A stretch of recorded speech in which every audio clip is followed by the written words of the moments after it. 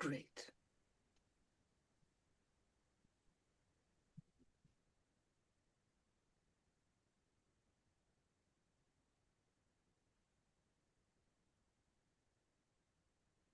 Great. And hopefully, Paul, you and Carlos will pay attention to the waiting room.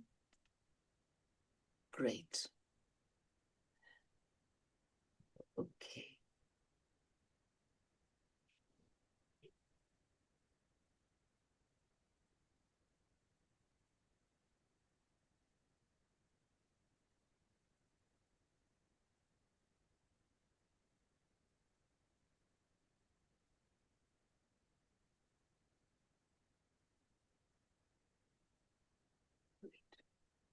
Okay, we are 2 minutes past, so we will get started. Okay. Hello, everyone, and welcome to another webinar organized by the International Manifesto Group. My name is Radhika Desai. I'm the convener of the International Manifesto Group, and I will moderate this event. We have changed our title and focus in light of the events of the last 2 days. We had originally entitled this event From Minneapolis to Tehran, The Rotting of US Imperialism. And we've now changed it, of course, to something much more urgent and important: stop the war on Iran, stand with Iran against imperialist aggression.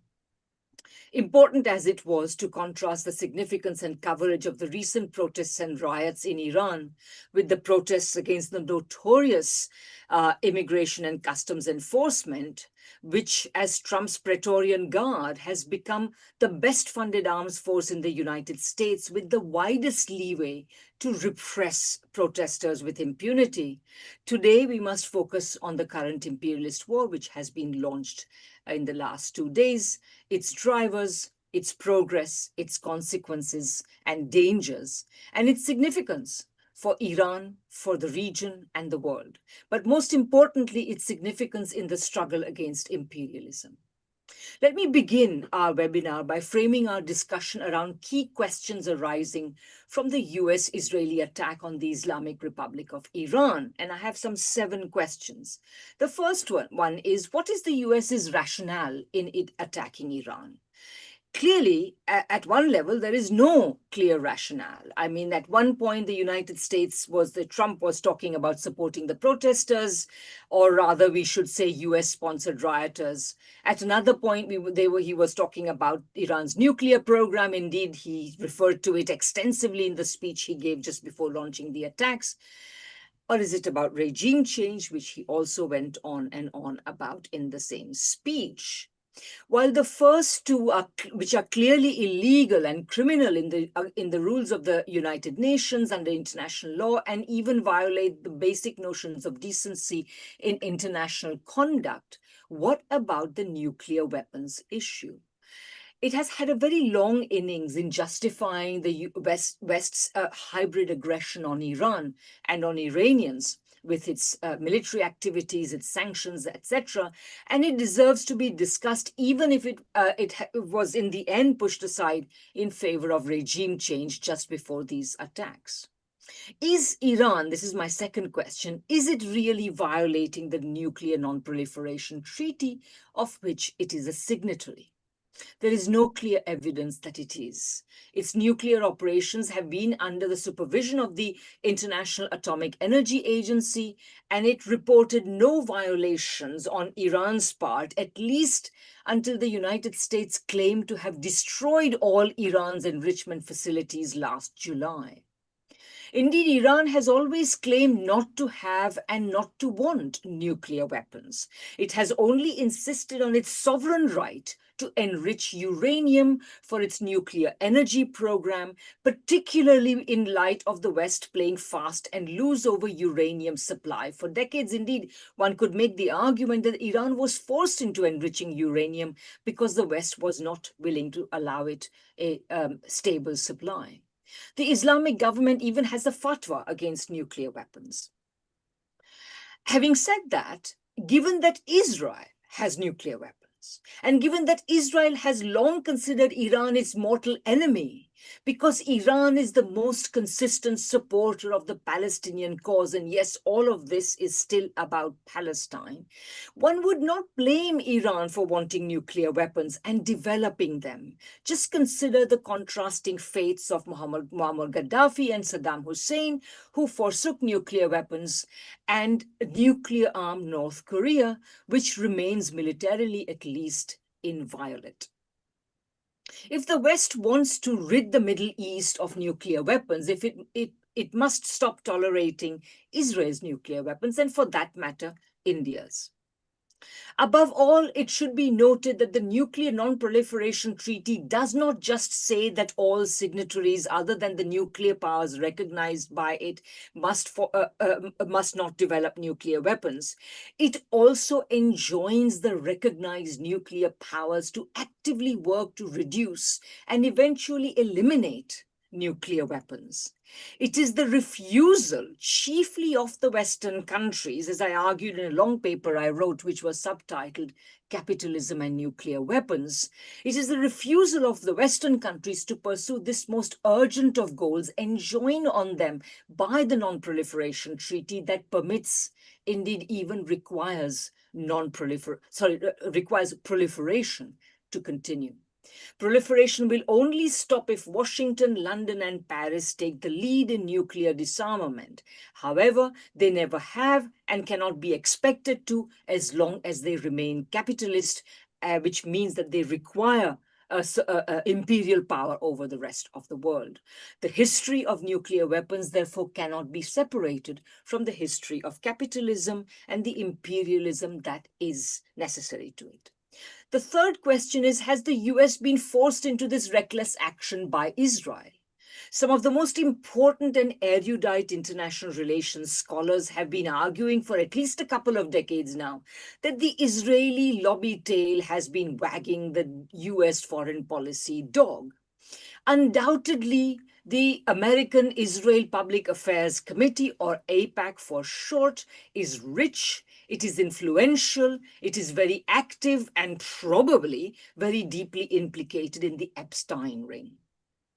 However, it is just as true that Israel is an outpost of US imperialism and that the United States, along with its Atlantic and other imperialist allies, as we see today from their condemnation of Iran rather than the US and Israel, is therefore, all of these powers are therefore committed as Israel is, to perpetuating Zionist power in the West Asian or Middle Eastern region.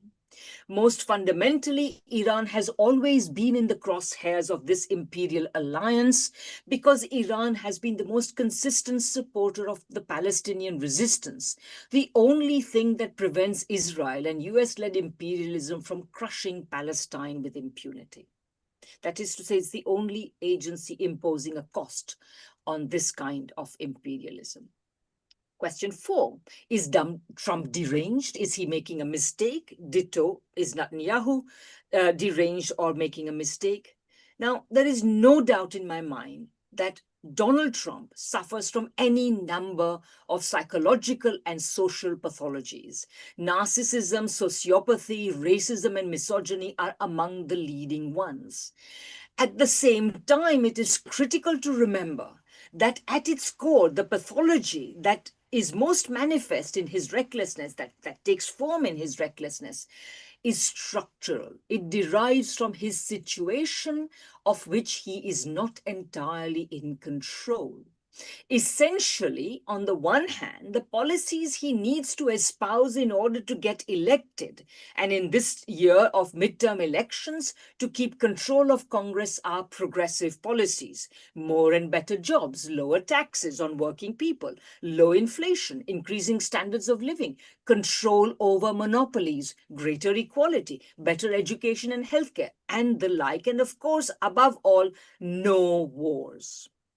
On the other hand, the policies he must pursue once he is elected to fulfill the ultimate purpose of getting elected in a capitalist liberal democracy like the United States, which is to serve the corporate capitalist ruling class, involves tolerating and even encouraging monopolies. It involves reducing taxes on the rich. It involves encouraging financial rather than productive investment.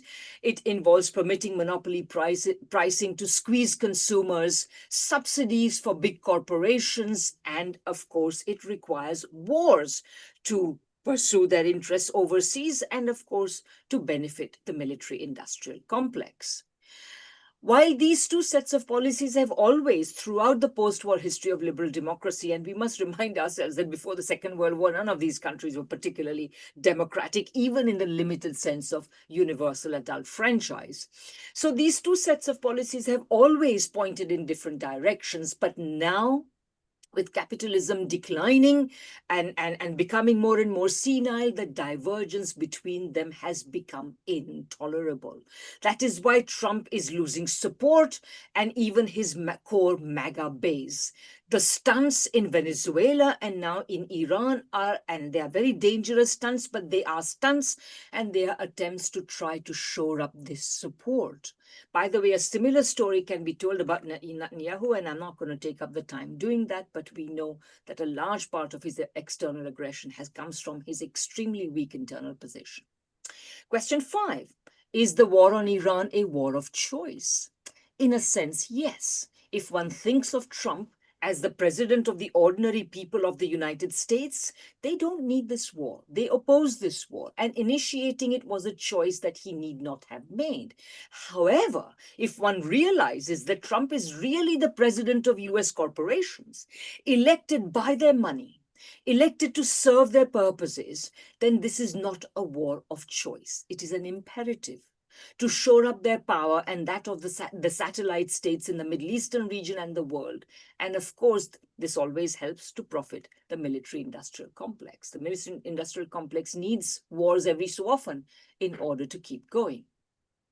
So the imperative becomes all the more serious once one realizes that capitalism cannot exist without imperialism. Question 6. Will the US and the West win? The answer must be no, no matter how dismal things look today, and they certainly looked extremely dismal to me today. The history of forces standing up to capitalism and imperialism goes back to at least 1917, and this history is now 110 years old.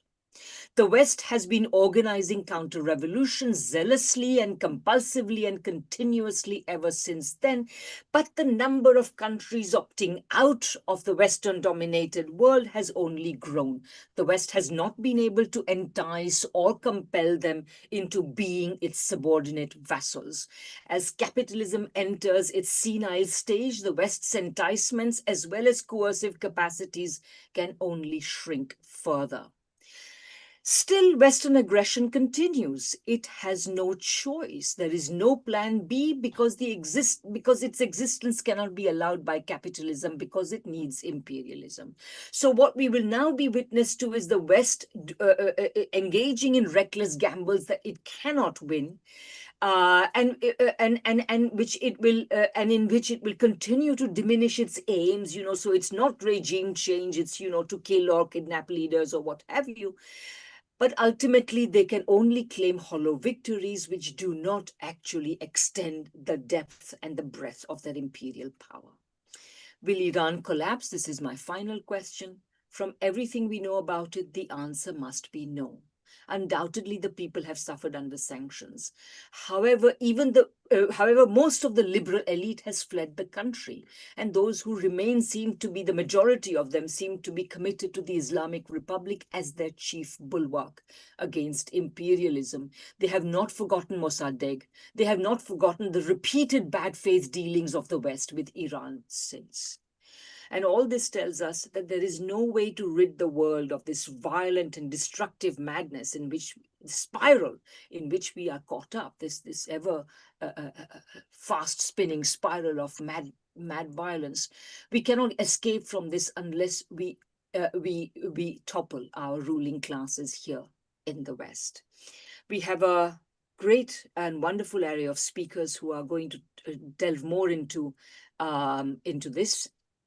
And I'm going to introduce them in turn. We are first going to take Bahman Azad.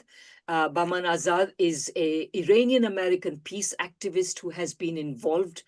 Oh, sorry, before I do that, may I just, can somebody just double check if Professor Marandi is here? No. Okay. So because we had invited two speakers from Iran, Professor Mohammad Marandi and Dr. Helyeh Doutaghi, but I'm not sure that they have been able to come, for obvious reasons. And so I fully understand that they can't. But if they show up, of course, we will ask them to speak. But meantime, let's begin with Bahman, and let me continue with my introduction of him. Bahman Azad is an Iranian-American peace activist who has been involved in the struggle for peace and justice in the US since the 1970s. He is a representative of the World Peace Council at the United Nations and a member of the Administrative Committee of the United National Anti-War Coalition, or UNAC for short. So I've requested all the speakers to speak for roughly 10 minutes each, and then we will have plenty of time for questions and answers. We normally close our webinars at the 2-hour mark, but given the importance of this subject, if necessary, I don't certainly mind going a little longer than that, or a lot longer than that. So, Bahman, the floor is yours. Thank you. Thank you very much, Radhika, for inviting me, and it's an honor to be in this, speaking at this important gathering. It's unfortunate that Dr. Marandi and Dr. Doutaghi could not participate. I was very anxious to hear from them about what is going on inside the country and what is their experience. I will try to be kind of a brief by just talking, since I'm the first one speaking, and I'm sure everybody has a lot to talk about. I will try to just set the framework of this talk that I have, and leave it open to the discussion, because there are more important questions that need to be dealt with concretely rather than general statements and talk. First of all, I would like to call this, at the beginning, I want to call this what we are witnessing, what the US imperialism is doing, is indeed crime against humanity. And it should be condemned as such. It's not a question of violation of some countries' national territories or borders or independence or anything like that. It's far, far beyond that. And we have kind of degraded the whole political scene and the international scene to a level that people brag about changing regimes, assassinating leaders of the countries, inviting other people of other countries to rise against their governments, as if nothing has existed in terms of international law ever. And this needs to be addressed in a most strongest objectionable way. And we should do that, and we should not wait any minute and pull any punches about that, because we are dealing with a very serious issue. And I call it the crime against humanity because, again, it isn't a conflict between Israel and Iran. It's not a conflict between the United States and Israel on the one hand and Iran on the other. It's not a regional issue. It is an international issue. And we are dealing with aspects of it in different places, as we are witnessing similar pattern going on in Latin America and the Caribbean. Because if you look at the whole situation, the whole dynamics is based on the fact that US imperialism is losing its hegemony over the global situation. It is seeing that coming, its fall coming.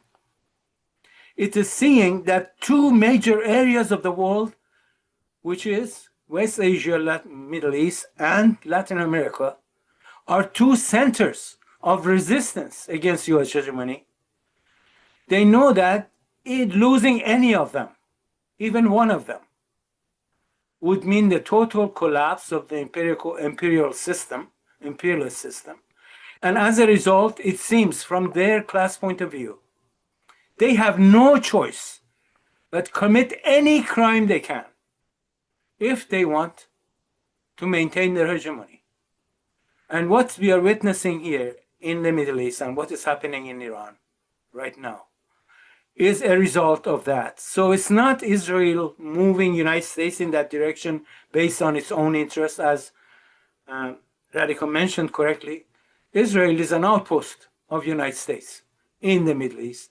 Its purpose is to do what it's doing. Israel cannot push any policy on the US.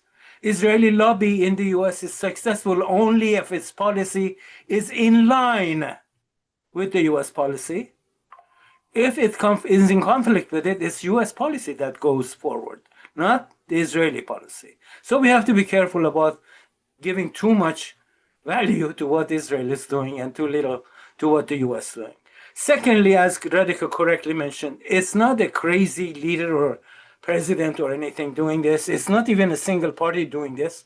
It's the US ruling class that is being threatened and is acting in quite a well-coordinated way. All these objections to what Trump is doing is not about the policy, it's about how he's doing it. And what the objections are is, okay, it's not a good time, it's not a good method, you're not doing it right and all that, but nothing about US imperialism should not do any of this. So in that sense, we are dealing with the whole ruling class of the United States, regardless of the party, that is seeing the threat of its own collapse, the collapse of its hegemony, and is uniting, although there are differences because the world situation is complex and not all the time one single party or one group can be correct in terms of how to approach it. In a sense, there are these conflictual situations are normal between these parties, but this is over how to do it and not whether or not to do it. And that's the issue. And we should organize the whole of humanity in that sense, as much as we can, broad as possible, not be picky about who we deal with right now, whether it's religious, whether it's nationalist, whether whatever. We should put aside those differences, and it's for the sake of humanity that they should put an end to this imperialist adventure and crime and save humanity from the disasters that are awaiting us if these guys manage to do what they have to do. I appreciate your time. Thank you very much. Okay, Bahman, thank you so much. We will next have Victor Gao. Victor is joining us from China. Sorry, just one second, please. Yes, and Victor Gao is a leading Chinese international relations expert with a JD from Yale Law School, and he runs the, where's the name of your, oh dear. Anyway, he runs a leading Chinese international relations think tank. So, Victor, please go ahead. Thank you, Radhika. Good morning, everyone. I'm Victor Gao. I'm now joining the webinar in Shanghai. Let me make several points in response to the list of questions Radhika just now raised. First of all, I would hesitate to call the United States or its allies as imperialism. I would want to change it to neo-imperialism, because what they are doing is imperialistic in nature. Yes, on that point I agree, but they are doing that in a very, very new type, under new circumstances. So I hope we will consider whether we would relabel them from imperialism to new imperialism. That's number one. Number two is relations between Israel and the United States. Of course, the United States is much larger, much more consequential, much more global, and Israel is much smaller and much more regional. However, in this particular case, especially regarding the ongoing war against Iran, I think actually Israel has been plotting this for much longer and much more consistent than the United States over the past 4 decades or so. And in this particular war, I think if there is any kind of guilt to be allocated, Israel should get the bulk part of that. In a sense, Israel figured out a way to bring the United States into this war. And I've been telling everyone I know that the American people do not view the Iranians as enemies, but Israel does view Iran as an enemy, and they want to do whatever they can to put a stop to Iran. So I hope we can also, talk about the exact nature of the relations between Israel and the United States. Now, I mentioned this also in light of what's happening in the Jeffrey Epstein scandal. I think Jeffrey Epstein scandal is much more than the crimes committed by Jeffrey Epstein himself or his close associates. It actually can be traced back to a much larger and much more sinister evil forces. And if you look at all these things happening in front of our eyes, I think we should be shocked to see that there are evils in this world. And I think this war against Iran is a reflection of the evil behind all the public announcements, like, for example, the nuclear weapons, etc., etc. So I hope we will have more time to think about what exactly is behind it and whether there are evil forces behind all these major international events. Now, thirdly, if you allow me to characterize what is happening in this war, I would say the war launched by Israel and the United States against Iran is a war of aggression, and it's a war of injustice. And Iran is being attacked, and I would say Iran has the full right to do self-defense. Now, I listened very carefully to Secretary General Guterres when he spoke at the Security Council of the United Nations. He condemned the war launched by Israel and the United States against Iran, which I fully support. And then he also condemned the military attacks launched by Iran against quite a few countries in the Middle East. Now, I tend to disagree with Secretary General Guterres. Why? Because Iran, in my view, has full right to strike at any military bases or facilities or installations or military personnel of the United States in any other regions in that particular part of the world, including, for example, in Qatar, UAE, Bahrain, you name it. And otherwise, it would be completely odd for Iran to be attacked in such a aggressive manner by the United States and Israel. And you expect Iran to be a sitting duck under such military attack, try to overthrow their government, probably also to destroy their civilization, and binding them to the futility of not striking at the military facilities and installations in their neighborhood, which most likely have been used one way or another in launching this ongoing attack against Iran. Now, the other thing is that what can be done in face with all this deterioration? I think one of the direct consequences of the ongoing war is a major blow to energy security. Iran has already blocked the Hormuz Strait.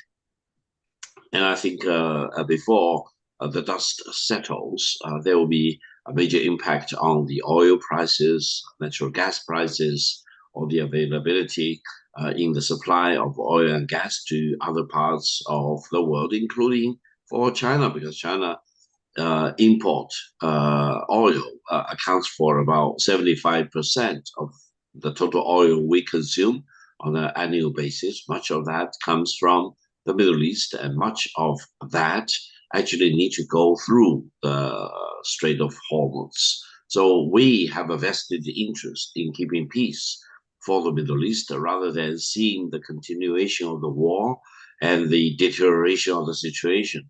Now, the other thing is that I actually tend to read a pattern from the US involvement in this new imperialistic adventures or the crimes they are committing against other people, other countries. Now, I think if you look at the military aggression against Venezuela, the hijacking and the abduction of President Maduro and the First Lady, and the threats of the United States to take over Canada, to take over Greenland from Denmark, and also the constant threats the United States is making against countries like Mexico, etc. You see a pattern for all these countries in the Western Hemisphere. The United States is really zooming in on countries which have rich reserves of oil or gas or minerals.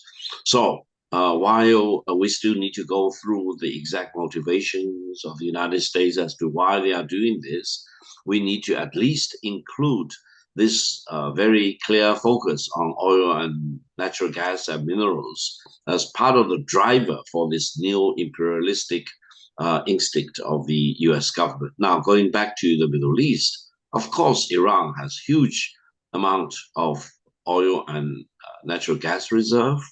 Whether that is the most important consideration behind Israeli and American war against Iran, that's another thing. But at least we should say that oil and gas are one of the, if not the most important considerations behind this militaristic, aggressive steps taken by Israel and the United States against Iran. Now, I've also mentioned in Doha recently, as well as in Riyadh, that if any country is allowed to take control of oil reserve of Venezuela or threaten to take over Canada or Greenland, how can you have any assurance that that country or group of countries like that will not take an aggressive stance against your oil reserve and gas reserve? I refer to countries like Saudi Arabia, UAE,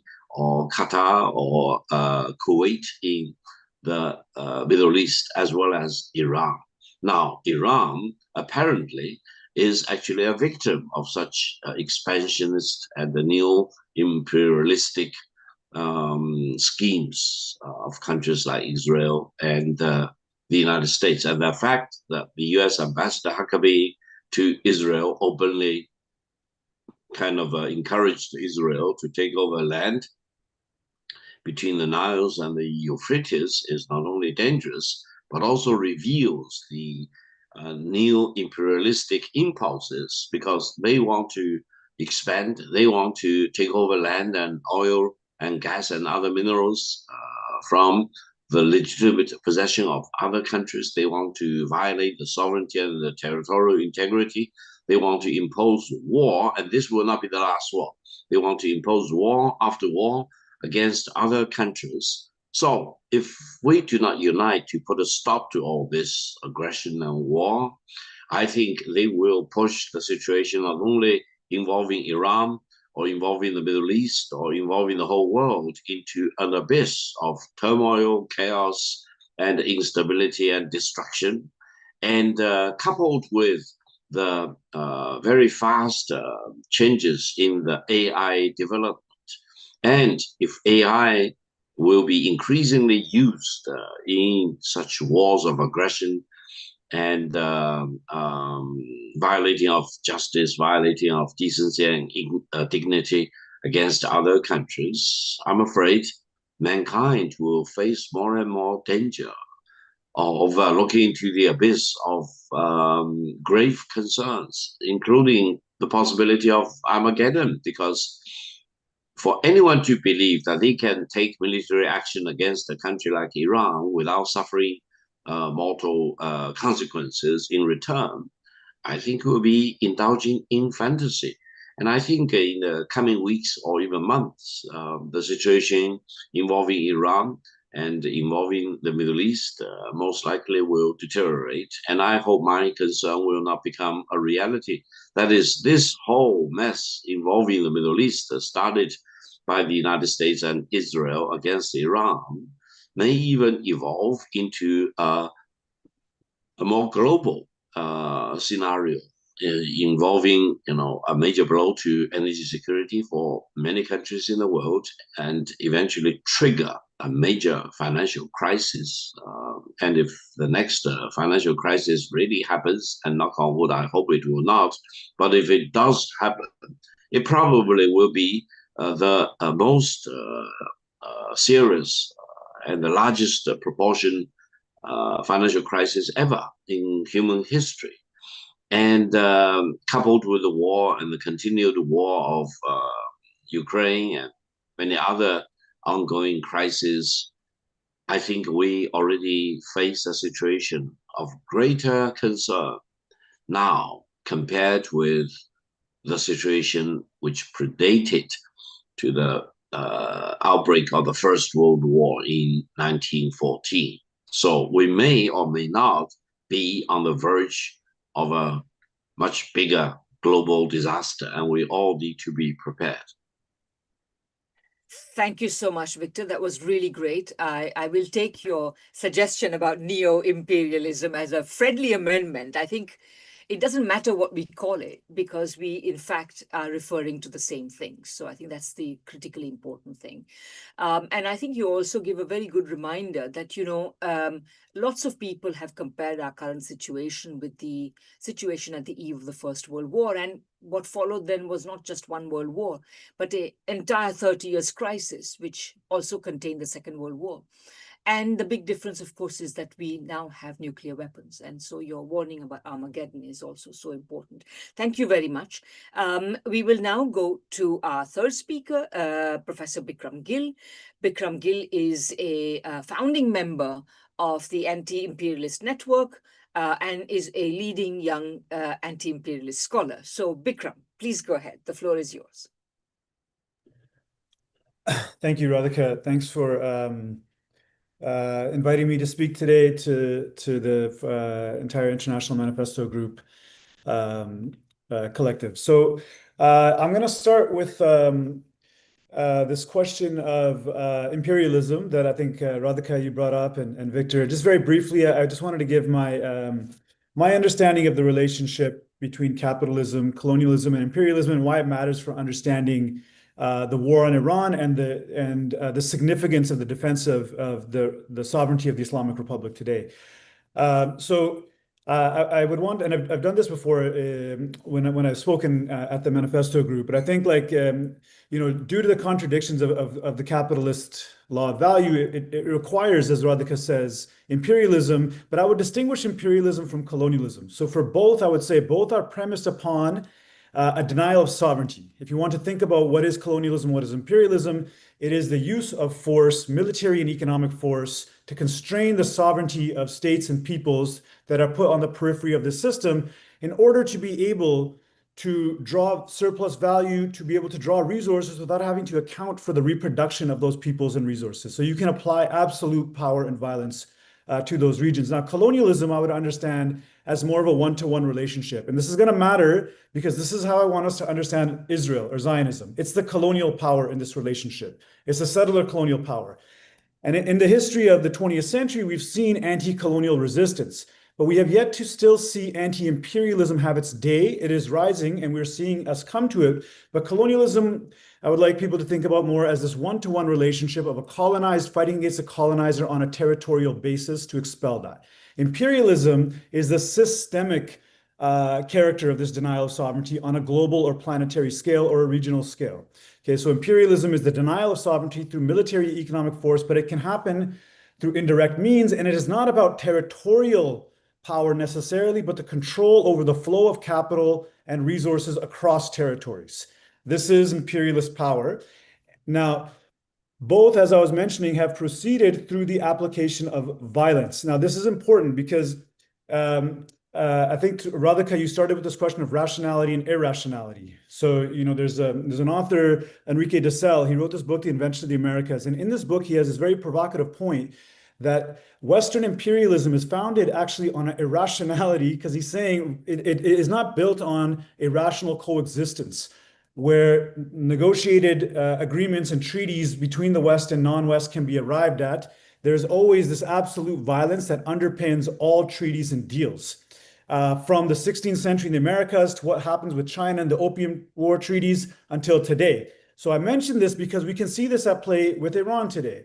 For example, you can see very clearly that this so-called deal making that they've been engaged with, they are trying to impose terms through the application of violence. They're not actually trying to negotiate in good faith. You know, they've very openly mentioned this the last couple of days, that we were deceiving. We were engaged in deception the last 5 months. We weren't actually negotiating. And we know with the treaties in the Americas, with indigenous peoples, broken treaties and so forth, this history that Marx called the fraud, force, and deception has been pivotal to the history of imperialism. And so we can see here today that they are seeking not to negotiate in good faith with Iran. They're seeking to impose a framework by removing from Iran, by disarming Iran and then imposing terms that will reproduce imperialist power. And I forgot to mention this, but imperialist power, it's built upon being able to maintain a monopoly on military and economic force. And that's what they're trying to restore. That's what Iran has challenged, and that's what they're trying to restore through this fraudulent treaty. Now, on what's happening specifically today, I want to go back to something that you mentioned, Radhika. We have to understand what's happening in Iran today as an extension and continuation of the genocide in Palestine. We cannot understand it any differently. Anyone who opposes the genocide in Palestine, if you hit the streets against the genocide in Palestine, you must oppose this war. Let's just look at the logic of this war. What is one of the first things we saw? Hundreds of students were massacred in Iran. Hundreds of students were massacred in a primary school. We saw volleyball players being massacred in Iran. This is, again, them applying a genocidal logic to force those who resist at the basis of imperialism, who resist the military and economic basis of imperialism, to force them into surrender. To say, if you do not surrender, we will slaughter your children and we will slaughter your unarmed population. We saw this in Palestine. This is the same war, and Iran is being targeted precisely because Iran has been the strategic depth to the axis of resistance for 46 years now. And why is this so significant? Because we must remember the Islamic Revolution happens at a particular moment in history. 1979 comes 6 years after the Yom Kippur War. It comes at a moment where the United States is flexing its power as it's approaching what it calls the end of history, so-called.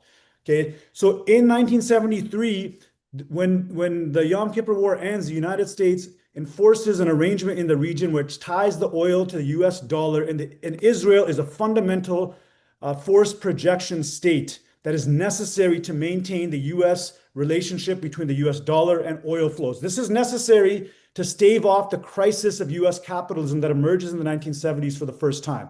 The United States has a crisis of accumulation. Germany and Japan are eating into its profits, but also the rise of Southern industrialization. And what the US hits on is not to compete, as Radhika said, in productive sectors, but to turn to financial and military power to skim off the top through the US dollar, through the financial power of Wall Street that's backed by the military, that's backed by the control over oil. So that's a fundamental arrangement of US imperialism. With the Islamic Revolution in 1979, which is an explicitly anti-imperialist revolution, we can recall that it is opposed to US control over oil flows, because that's what they did to Iran in 1953 when they overthrew the Mossadegh government. And one point before I forget, we cannot forget that in the 1953 coup d'etat, the United States paid armed agitators to hit the streets in Tehran to make it seem like there's a popular movement against Mossadegh. This is an old script. So the 1979 revolution is challenging the renewal, or what Victor may call new imperialism. What we see in the 1970s, this dollar-oil relationship, is fundamentally challenged by the Islamic Revolution, which is once again asserting sovereign control over resources, but it also reintroduces the military equation. It starts to provide military strategic depth to resistance forces in the region at the moment that they're being disarmed otherwise. At the moment Egypt is being defeated, at the moment the Arab strategic depth is being undermined, at the moment the Palestinian Liberation Organization is being disarmed, the Islamic Republic renews the resistance path in the 1980s. This is why it's such a threat. We should not get confused. You can look at internal contradictions of any state, but there's one reason that Iran is targeted again and again and again, is because it emerged at a moment when imperialism thought it was victorious, and it provisions strategic depth to resistance forces. And this is what leads, not only Hezbollah is a force in its own right in Lebanon, but this is what leads to victories against Zionism and imperialism on the military field in the 1990s and the 2000s. This is what leads the US to start sanctioning Iran in the 1990s, first under the Clinton administration, as an attempt to undermine the military power that Iran has raised to challenge US imperialism. As the Western left will often get confused here, because the United States will sanction a country on the claims of accusing it of authoritarianism. But we have to understand, when they accuse a country of authoritarianism, they mean a state that's establishing authority over transnational capital, authority over its military sovereignty. That's who they will call authoritarian, and the Western left should stop and cease with reproducing those narratives. So these sanctions hit Iran, and Iran is able to withstand the sanctions because of its tie-up with the other challenge to the end of history, the fundamental challenge that the rise of China poses to the economic basis of imperialism. So Iran is able to withstand sanctions for the past 25 years, continue be able to act as a bulwark for the axis of resistance, which leads to Hezbollah defeating Israel in 2006 and the Palestinians rising in their capacity over the past 20 years to challenge the basis of Zionist power, which again, Zionism is not a force in its own, it's a necessary projection of US power in the region. So now what happens then is, of course, we know over time, this challenge escalates and it reaches its crescendo with Al-Aqsa flood 2 years ago, which Zionism has sought to crush with a genocide and by crushing the resistance in the south of Lebanon. Now, however much they have engaged in widespread destruction and genocide, where it stands today is they have not eliminated the armed resistance in either Gaza or the south of Lebanon. And this is fundamental to what they're trying to restore in their deterrence capacity. So their inability to do so is also then converging with their inability to sink Iran through economic sanctions.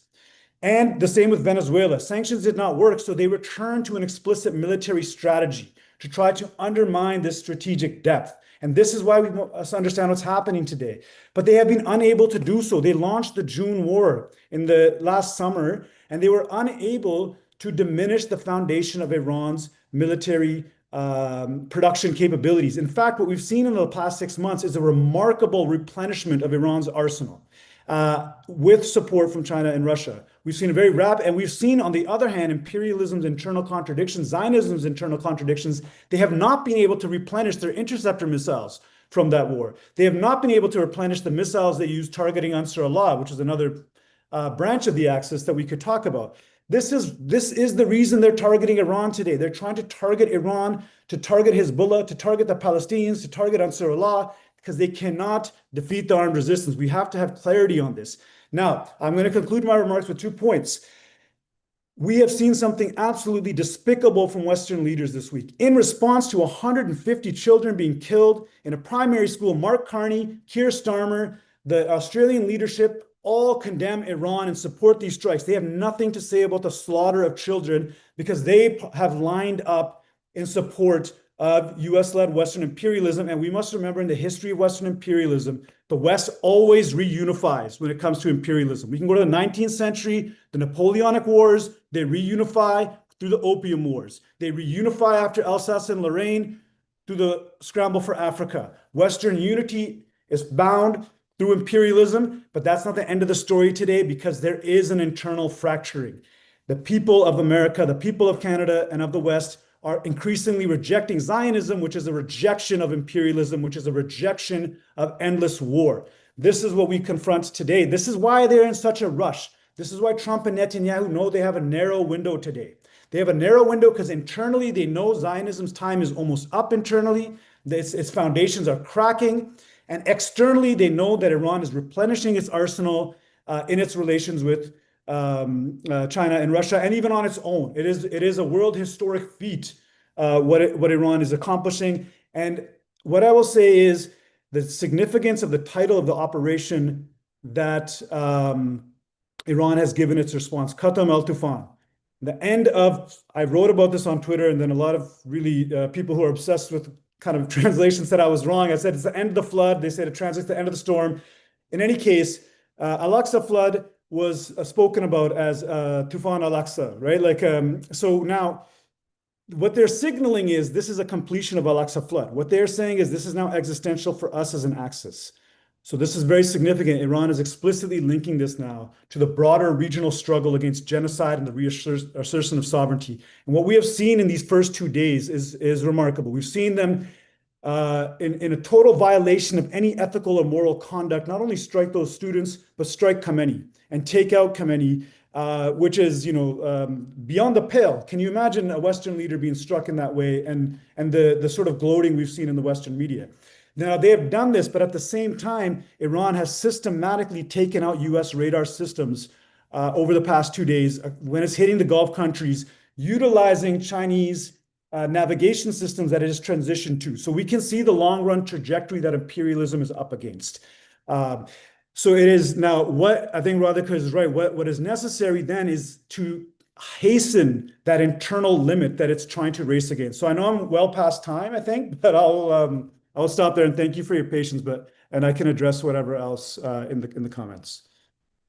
Indeed, you went over time, Bikram, but so much of everything you had to say was so interesting, so important. And I think I'm always impressed every time we talk by the extent to which you have taken the trouble to inform yourself of the historical details of the region. I think, thank you very much. It was a great contribution.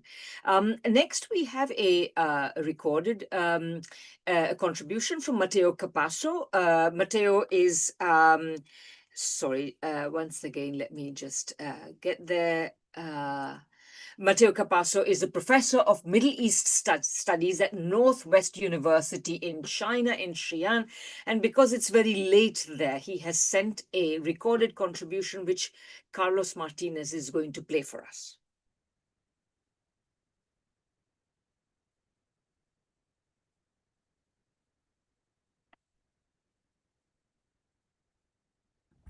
Good evening. Thank you, Carlos and Radhika, for this invitation, and my regards to all the speakers and participants, and my thoughts and solidarity to the Iranian people and government as they are under assault. I'm joining you with a recorded intervention as the timing is late. So yesterday morning, as we all know, the US and Israel launched a joint military assault on Iran. The operation targeted several cities and sites across the country. The supreme leader, Seyed Ali Khamenei, may rest in peace, has been martyred. Trump declared this a major combat operation aiming at regime change and said the bombing would continue for as long as necessary. Netanyahu called on Iranians to cast off the yoke of tyranny. An elementary girl school in Minab was hit, killing at least 80 students. I have no doubt in saying that these events confirm us once again that the international order as it existed for the past decades is undergoing a profound transformation. Whatever the military outcome of the coming weeks is going to be, the system that produced this war has crossed a threshold from which there is no return to the previous status quo. The question that should orient my analysis today is not whether the old order survives, it is what replaces it and who shapes this replacement. One answer is already being implemented through the strikes themselves. To understand this, we need to ask why Israel escalated to a full assault on Iran at a moment when, by any conventional calculus, Israel had achieved significant strategic gains. Syria had fallen, Hezbollah had been weakened, Hamas was being removed from Gaza after an unchecked mass killing of Palestinians. Also, a diplomatic channel on the nuclear question with Iran was open. Oman's foreign minister announced a breakthrough the day before the strikes, and yet the strikes came. I think the answer lies in the fact that this war was never approached as a tactical one by the Israelis and the Americans. Since October 7, 2023, this was never a war by points, but an existential one that offered the opportunity to reshape the political map of the region and the template as clear historical precedent. Lebanon. For decades, Lebanon has been fragmented along confessional lines, a system engineered to prevent sovereign consolidation, to keep communities divided, and the state permanently weak. So, divide and rule strategy. The aim is to replicate this model across the entire region. Syria has already been broken down along sectarian and ethnic lines. The ongoing annexation of the West Bank follows the same logic. There is the threat of a civil war again on Lebanon, which is higher than it ever was before. The assault on Iran aims to shatter the one state capable of anchoring regional resistance to this fragmentation, to reduce the region to a mosaic of statelets, minority set against minority, no entity thus capable of pursuing independent development or action. So, of course, the existential nature of the war and the brutal violence used to conduct it links directly to what Chinese official discourse refers often to as unprecedented changes unseen in a century. That is, the world system, as we know it under the leadership of the West, is in crisis. This is both a political and civilizational crisis. It's real. We have seen declining profit rates, there is ecological destruction, there is China demonstrating alternative paths to modernization, the rise of new socio-political formation like the BRICS, Russia defending against NATO militarily, and of course what's happening in the Sahel and in many other regions of the world. But the crisis has not produced retreat. It has produced more violence and fascism. And fascism and violence, savagery have resurfaced because this is what the capitalist system produces when liberal governance can no longer maintain or manage the crisis of accumulation. So there is they resort these forces to open terrorism, genocidal violence to reconstitute the conditions of domination, and the order changes in that process. This transition is so declared, has been not just declared, it's been acted upon openly. Of course, as much savage violence is a tool to control the crisis, dialectically, it also creates more contradictions than it can resolve. This is why the old system won't be restored, but what will replace it is the question we must face. In the Middle East, the violent escalation has been following a clear logic, the one that we could call it using directly the name of the US doctrine, strategic sequencing. Systematic isolation of targets and destruction, one after the other. The sequence is visible if we look at what happened in Syria first, which was prepared through the weaponization of real grievances, economic inequalities, neoliberal reforms, created class contradictions that were cultivated into sectarian warfare and deployed through the largest covert proxy war in CIA history. When Damascus fell in December 2024, Israel immediately destroyed the country's military capabilities. Hezbollah was weakened. Israel has committed a genocide again in Gaza, and yet business as usual.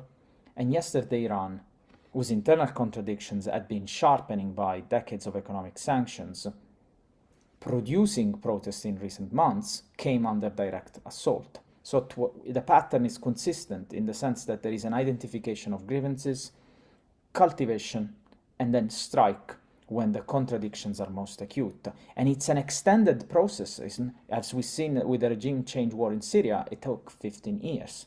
So the operational logic through which the regional restructuring it's taking place is being executed. If Israel and America answer to the central question is regional restructuring through violence, the next analytical step then is to ask whether this project is succeeding on its own terms. Well, yesterday the initial assault on Iran was designed on the assumption of a short, decisive operation. Iran, though, retaliated within hours, launching missiles at US military bases across the Gulf and Israel. Ansar Allah resumed Red Sea operations as well. So whatever damage was inflicted, the capacity for a multi-theater coordinated response was not destroyed. The war might be entering attrition, and this is precisely the terrain on which imperialist overextension becomes most visible. Because the consequences are already complicating the restructuring project. Saudi Arabia condemns Iran's retaliatory strikes, not the initial assault, but the Gulf states are now absorbing the strikes on their own soil because they host military infrastructures of the aggressors. So the mosaic of these statelets that the restructuring envisions requires a stability that is not provided by the fascist violence. What is unfolding is the opposite, chaos and violence. This means that the question of what replaces the old order remains genuinely open. It is not settled by the aggressor's military initiative, But I'm afraid it will not be settled by moral clarity or calls for peace alone either.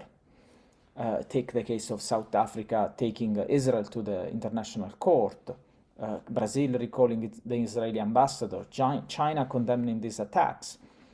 All these actions represent a significant shift in global consciousness, but they have not been able to stop the genocide in Gaza either.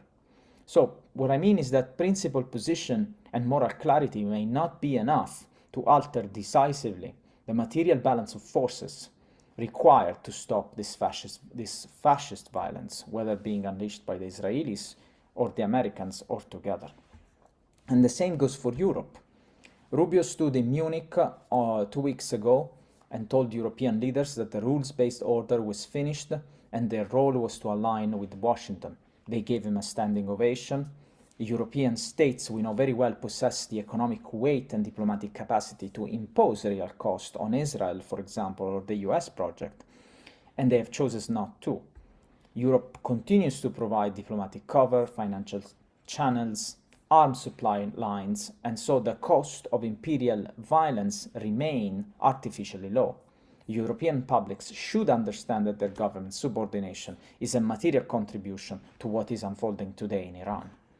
So closing the gap between moral clarity and strategic capability is therefore the condition on which everything else depends. And I think the analysis I have presented points to where the answers could lie, because each mechanism of imperial violence I've described implies its own potential counter-strategy. The weaponization of contradictions, for example, works by exploiting unresolved inequalities within targeted states. So the counter-strategy is developmental sovereignty, closing those gaps as a form of sovereign defense, foreclosing the condition on which weaponization depends. Strategic sequencing works by isolating each target before destroying it, and the logic does not stop at the region of the Middle East. The war on Iran is simultaneously a war on the material foundations of that, what we call it, multipolar order, in which Iran is a central node in China's energy security and a key partner of the BRI. It is also Russia's most significantly aligned West Asia. So destroying Iran's sovereignty does not only restructure the Middle East, but it removes a pillar on which both Beijing and Moscow depend, and thus consolidates US control over Gulf energy flow and finance, and transform the region into this ground for projecting power towards China and the East.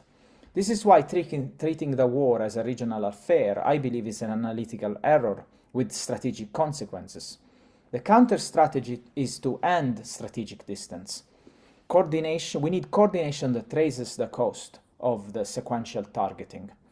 Pooled economic resources, alternative financial structure, parallel institutions, and possibly even frameworks for mutual defense among progressive states.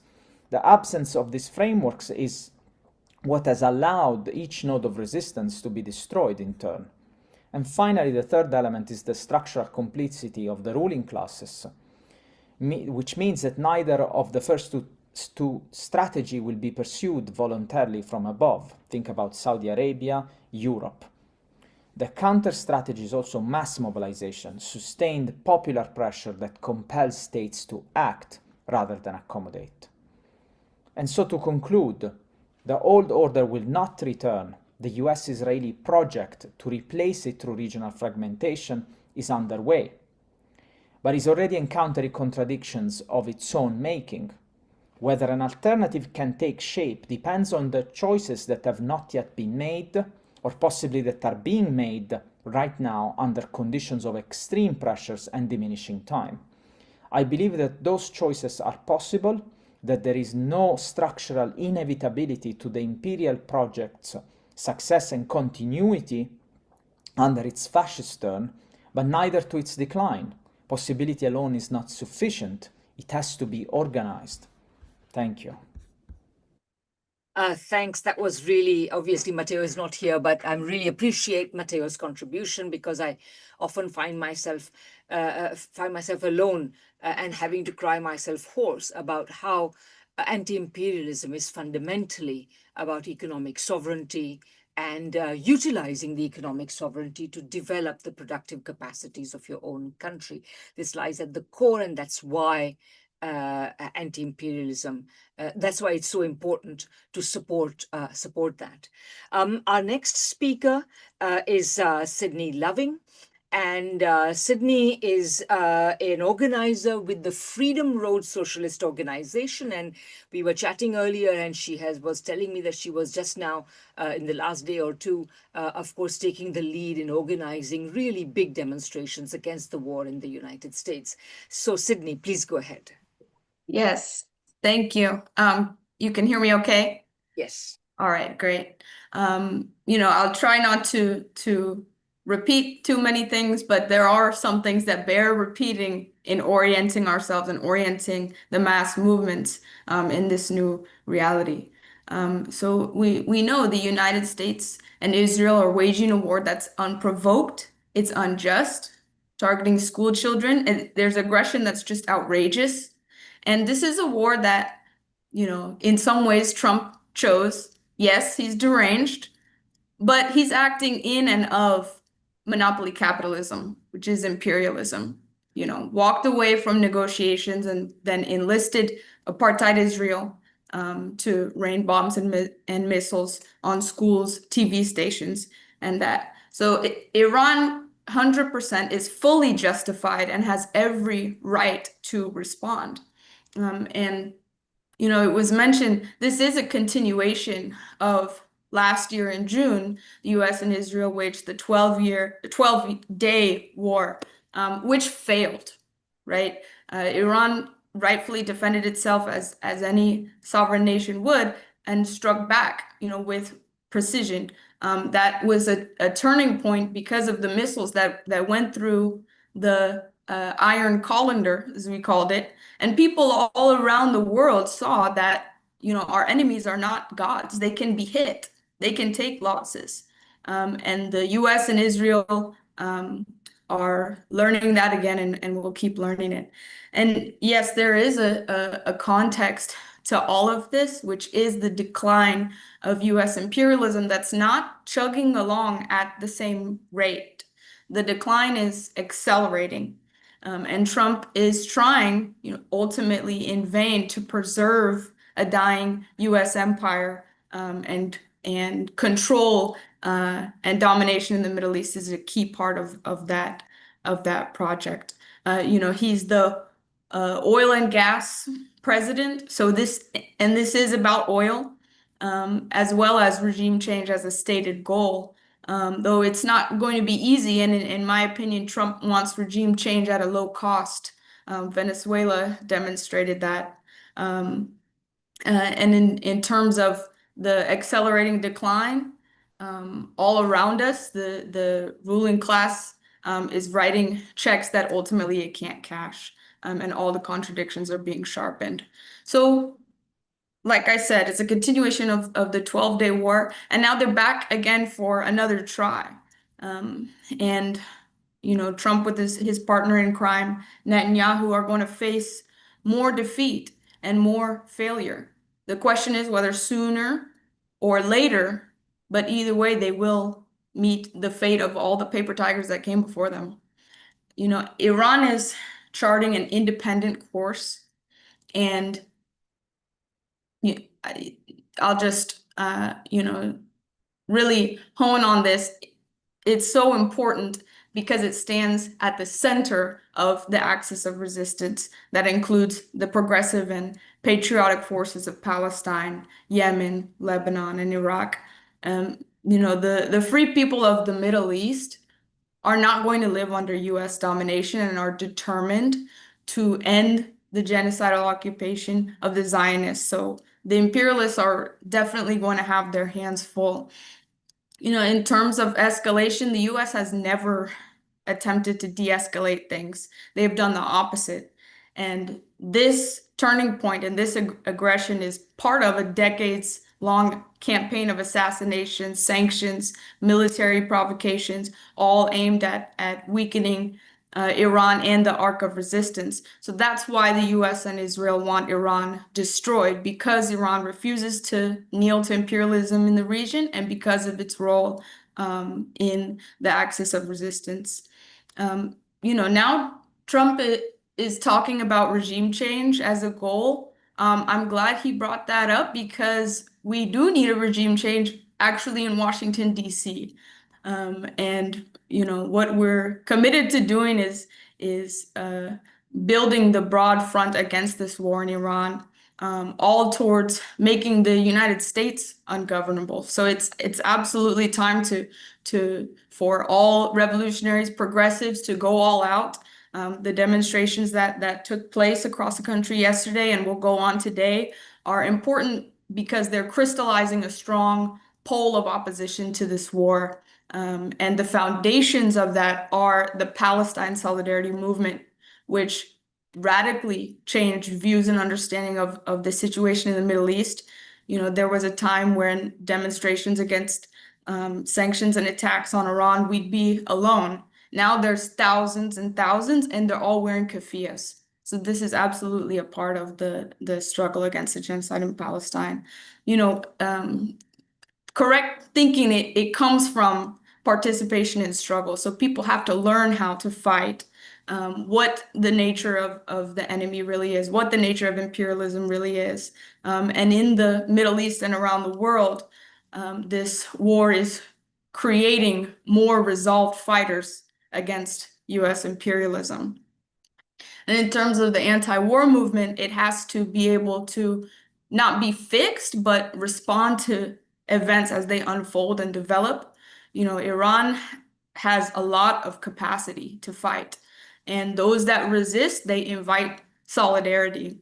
And that's what anti-war movements are built off of. So we, embrace Iran's culture of resistance, embrace its role and stance towards Palestine. And we also see that the US is creating and has created the conditions for the turmoil that's taken place. Many attempts to stop what is a national democratic process. So Iran has stood firm and should be commended for standing up in a storm. And like I said, whether sooner or later, the imperialists are going to meet their fate. And we're going to do everything in the coming days to build this movement against the war, against Trump, build unity internationally, and to fan the flames here in the US.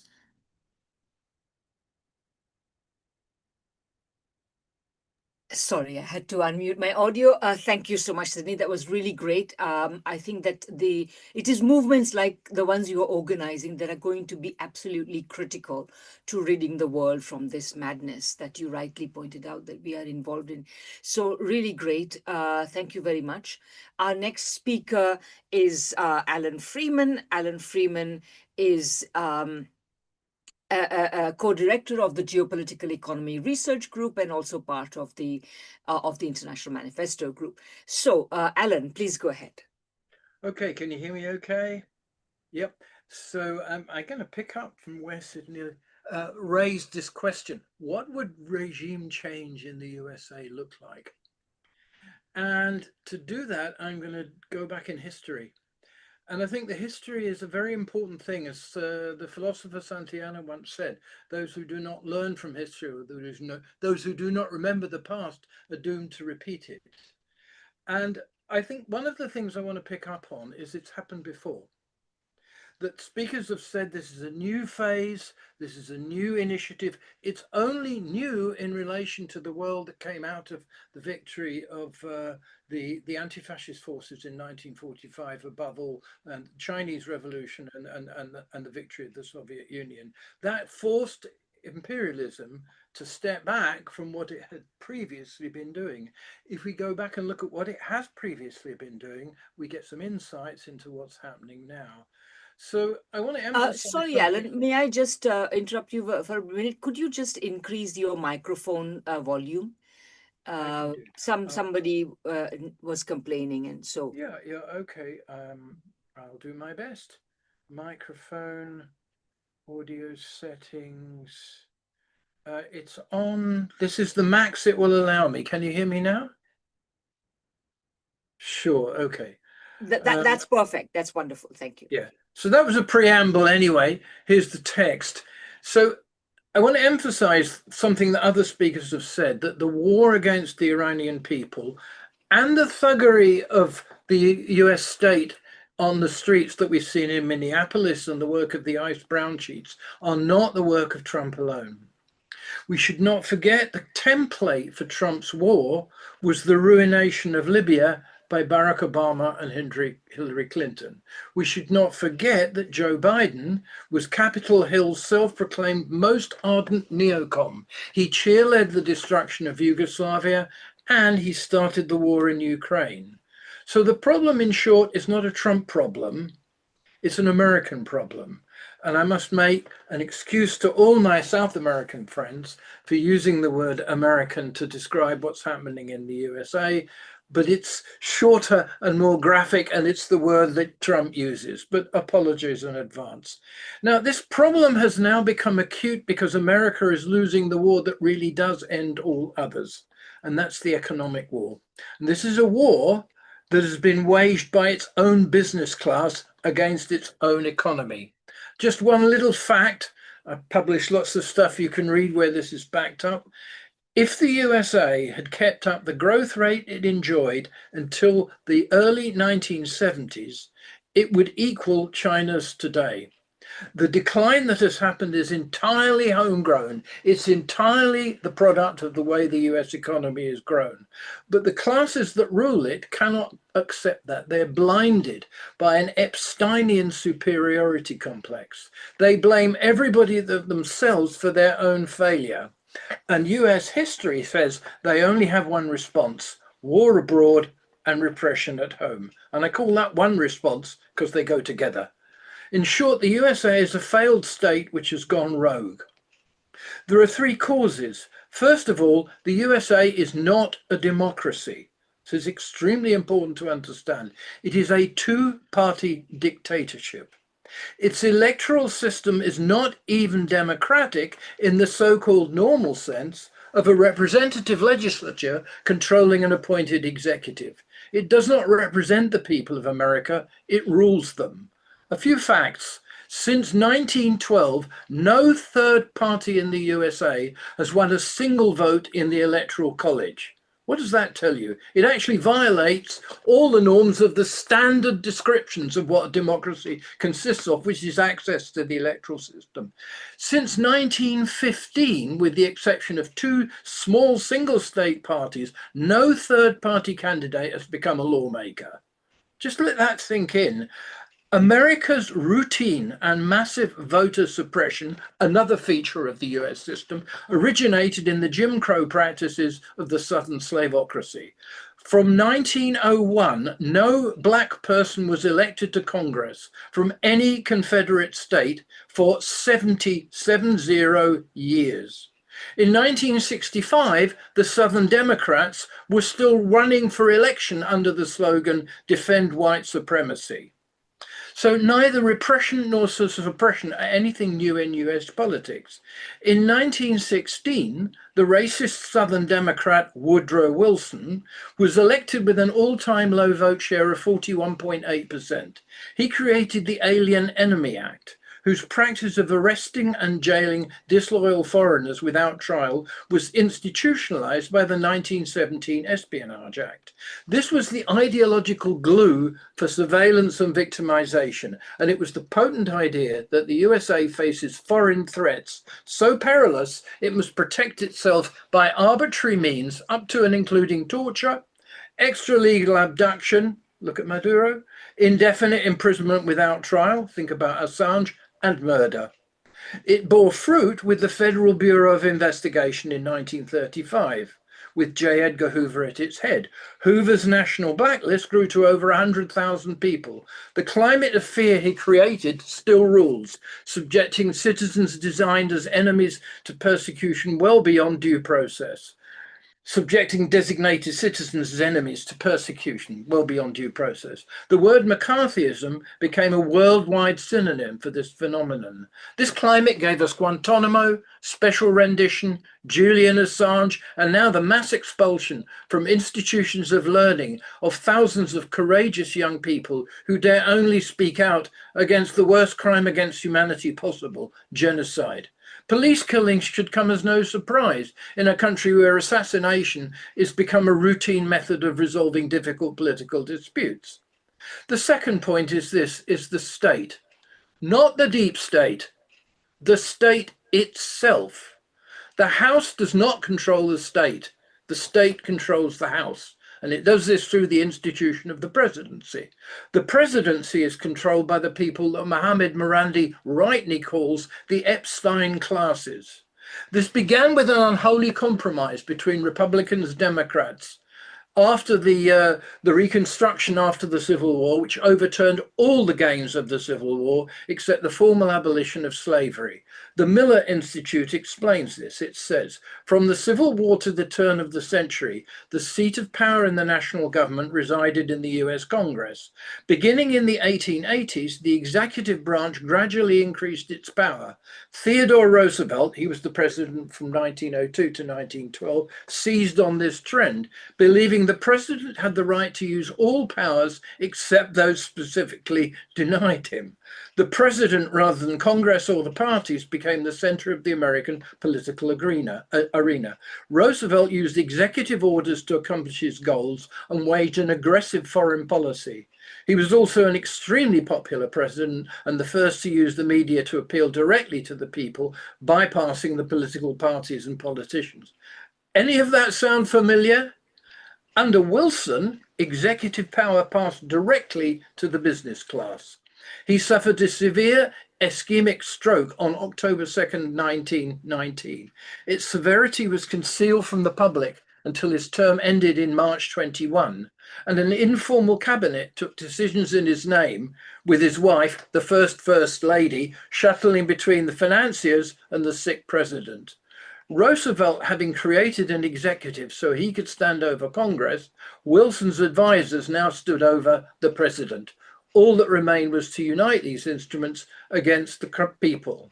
The third cause of the present crisis is the valiant resistance of the American people themselves. This started with the Civil War, one of the 19th century's great revolutionary wars, which Marx greatly applauded, thought the most significant event of the time, and his publisher Wedemeyer rose to the rank of colonel fighting for the North. The US state is the bastard child of the betrayal of the Civil War.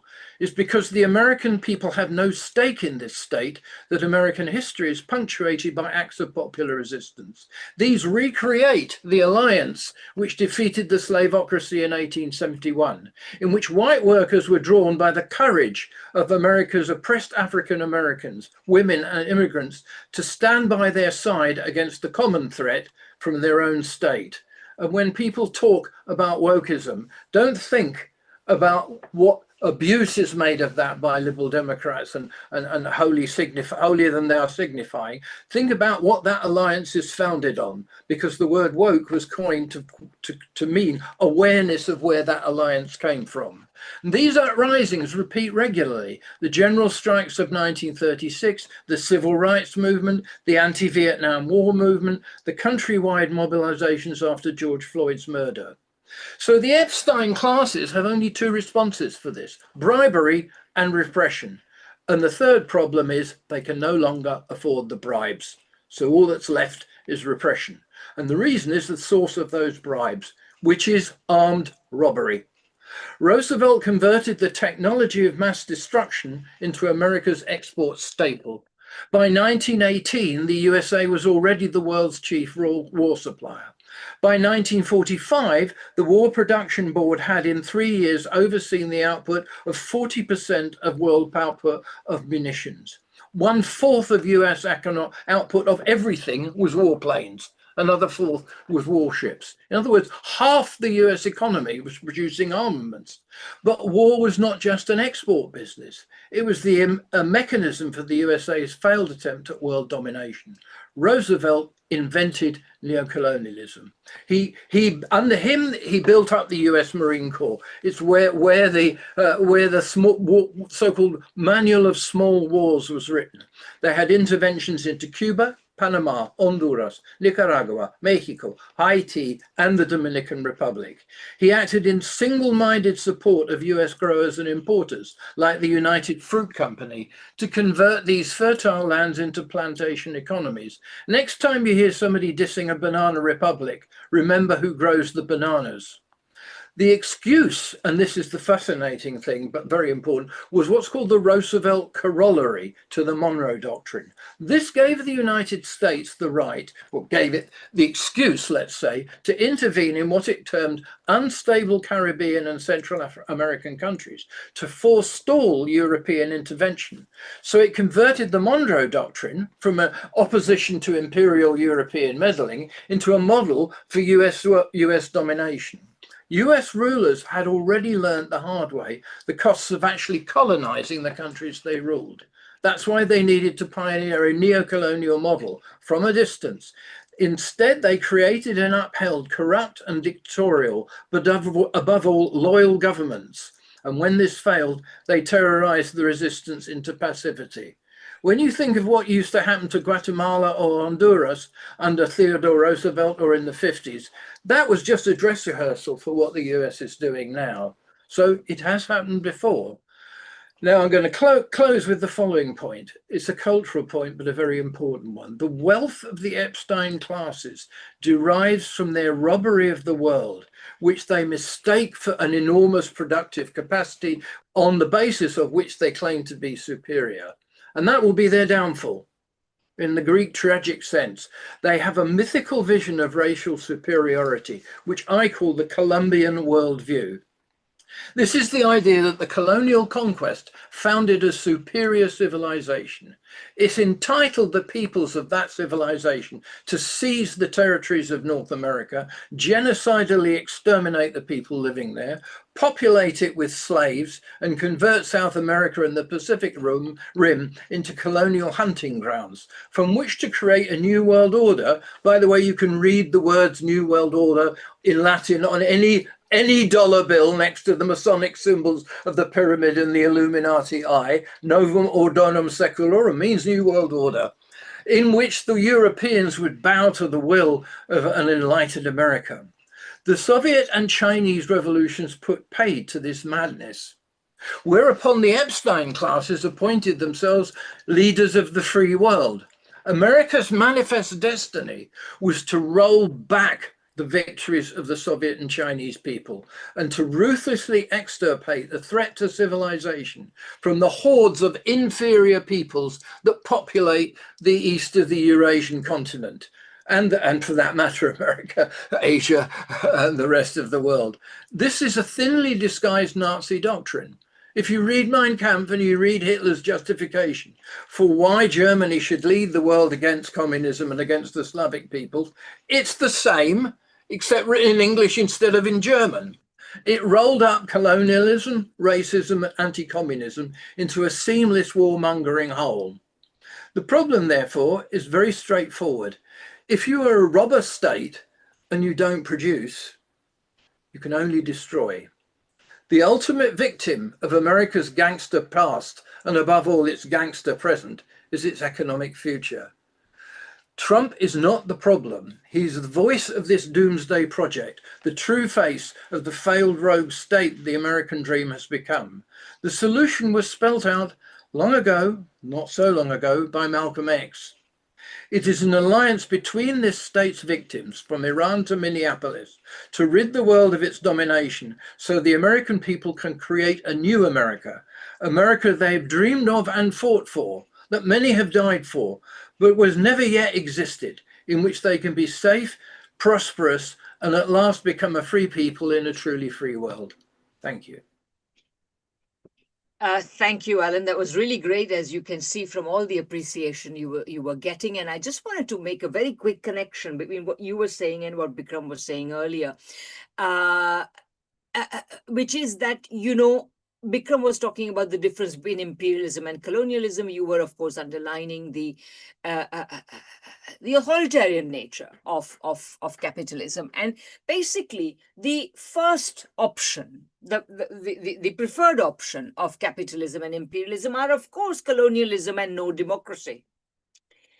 It's only when they are forced into, when anti-colonial resistance forces them, then they have to make their methods more sophisticated. So you get essentially neocolonialism, or essentially, what we've had so far, attempts to impose through other means colonial control, and of course attempts to control democracy itself by turning it into the best democracy money can buy. And so, and of course this is also connected with fascism, because when these means can no longer retain power, then you've got to resort to something much more authoritarian. But anyway, absolutely fantastic. Thank you very much. We are now moving to our last speaker, who, although he has had a lot of competition to deal with speakers that have gone before, will, I am sure, still fascinate us with his contribution. I'm speaking of Ali Al-Assam. Ali is managing director of the NewsSocial Cooperative, but more important than that, he is originally from Iraq, although he lives here in London, and spends a lot of time understanding and analyzing the politics of the region, of the world, and of also, I should add, because I've benefited from his expertise in this, on technology, which is of course central to the economic sovereignty, which is central to contesting imperialism. Ali, the floor is yours. Thank you, Radhika. I hope I could add I add a little to all the great contributions by Alan and all colleagues. I would say that my contribution will merge a little bit with what Victor and Matteo have said, and also Alan's. The martyrdom, before I answered a couple of your questions, Radhika, I'll just want to mention that the martyrdom of Seyed Ali Khamenei is really a big loss to the Muslim world and the anti-imperialist movement. We have lost a great leader who fought tirelessly against USA subjugation of Iran and USA Israeli hegemony over the Middle East. So salutes to Seyed Ali Khamenei. Of course, we take this opportunity, as other speakers have said, to mourn the death of the 120 school children in Manhab and other schools target of USA Israeli murders. So we can't forget this. What I would like to emphasize really is that that we live in a very dangerous world now, and we are in a pivotal and unique historical moment, in my view. And the two aspects of this unique and historical movement is, first, there is a dying empire in the USA, a dying empire in a multipolar world where it's tried to reclaim some of its dominance through technology and failed, and through new energy and failed to China, but it's using its military might to reclaim dominance. So that's one aspect. It's just really focusing on using latest of AI technology and so on, integrating it in big investment in war machine to reclaim dominance of the globe. So we have an empire with a rogue regime from that is unpopular internally, defy internal governance rules with the Congress, and defy international order of the UN. And it's waging war at will everywhere in Venezuela and Iran and everywhere else. So we have really a dangerous dying empire with a rogue regime. And this is one aspect. That's why we are living through this historical moment. The other aspect of it is that within these ruling classes of this dying empire, one bloc, the corrupt financial Epstein clique, aligned with Zionism, is calling the shots currently. I mean, there is no empire or no capitalism, especially of a big country like that's uniform and homogeneous. There are various interest classes, and it seems one particular clique is really calling the shots. And it's waging dangerous war that may well lead to global one that includes Russia and China. I think the dangers of the expansion of the war in Iran to a global war is there. And there is another thing, that the dominant Zionist clique in the USA and Israel, I mean, the Zionism is mostly a USA part of capitalism, and Israel is only a tool of it, only an extension of it.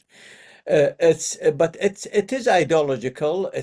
And it finds there is a golden opportunity now of establishing what they call the Greater Israel. The Great Israel project is a live project now. Let's not underestimate it. Israel wants to expand in a big way, and sees now is that it is a historic opportunity before it loses the plot, before things change in the US and so on. Because of that, because of these two sections, we are living in this dangerous world. And it's a unique one.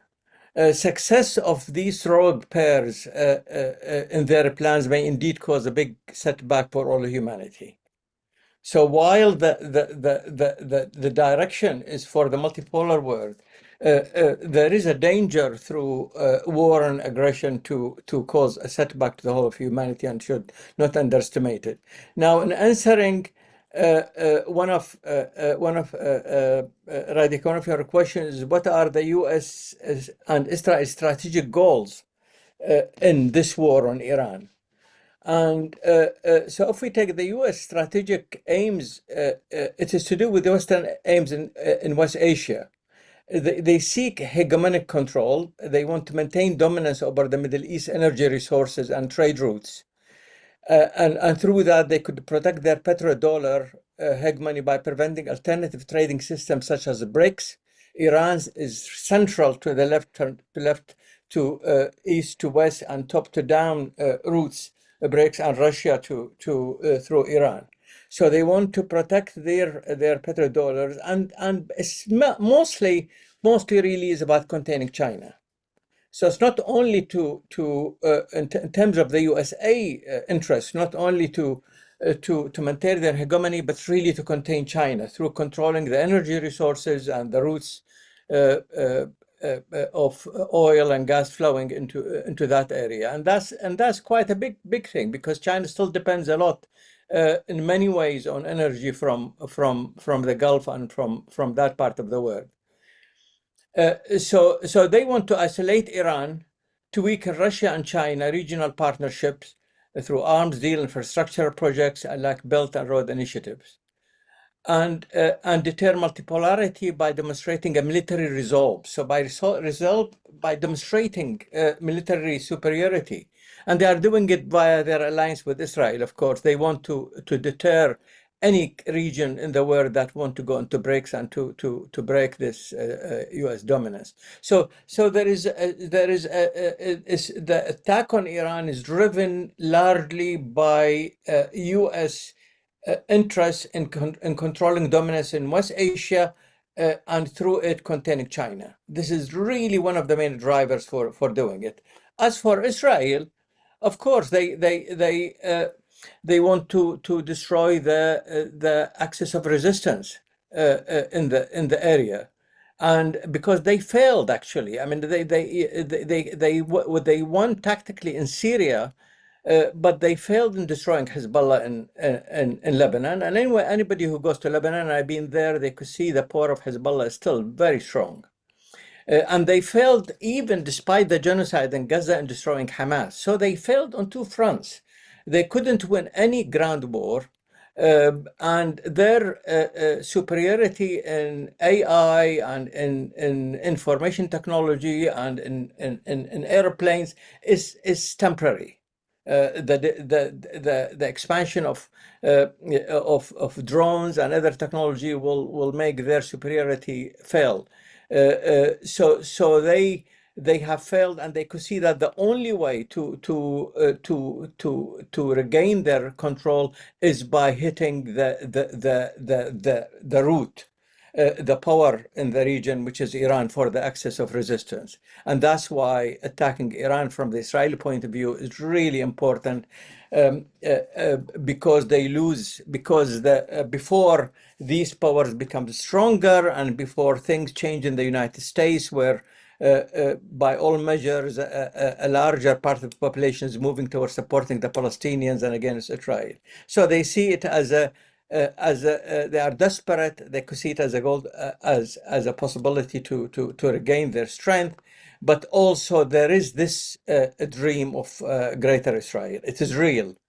And they got away with genocide by Europe and USA supporting it, and they think they could get away with destroying Iran and creating the greater Israel. So there is this project. So these are the two drivers really. And although you could see a divergence a little bit between the USA and Israel, where Israel is focusing by all means to get the US to engage in this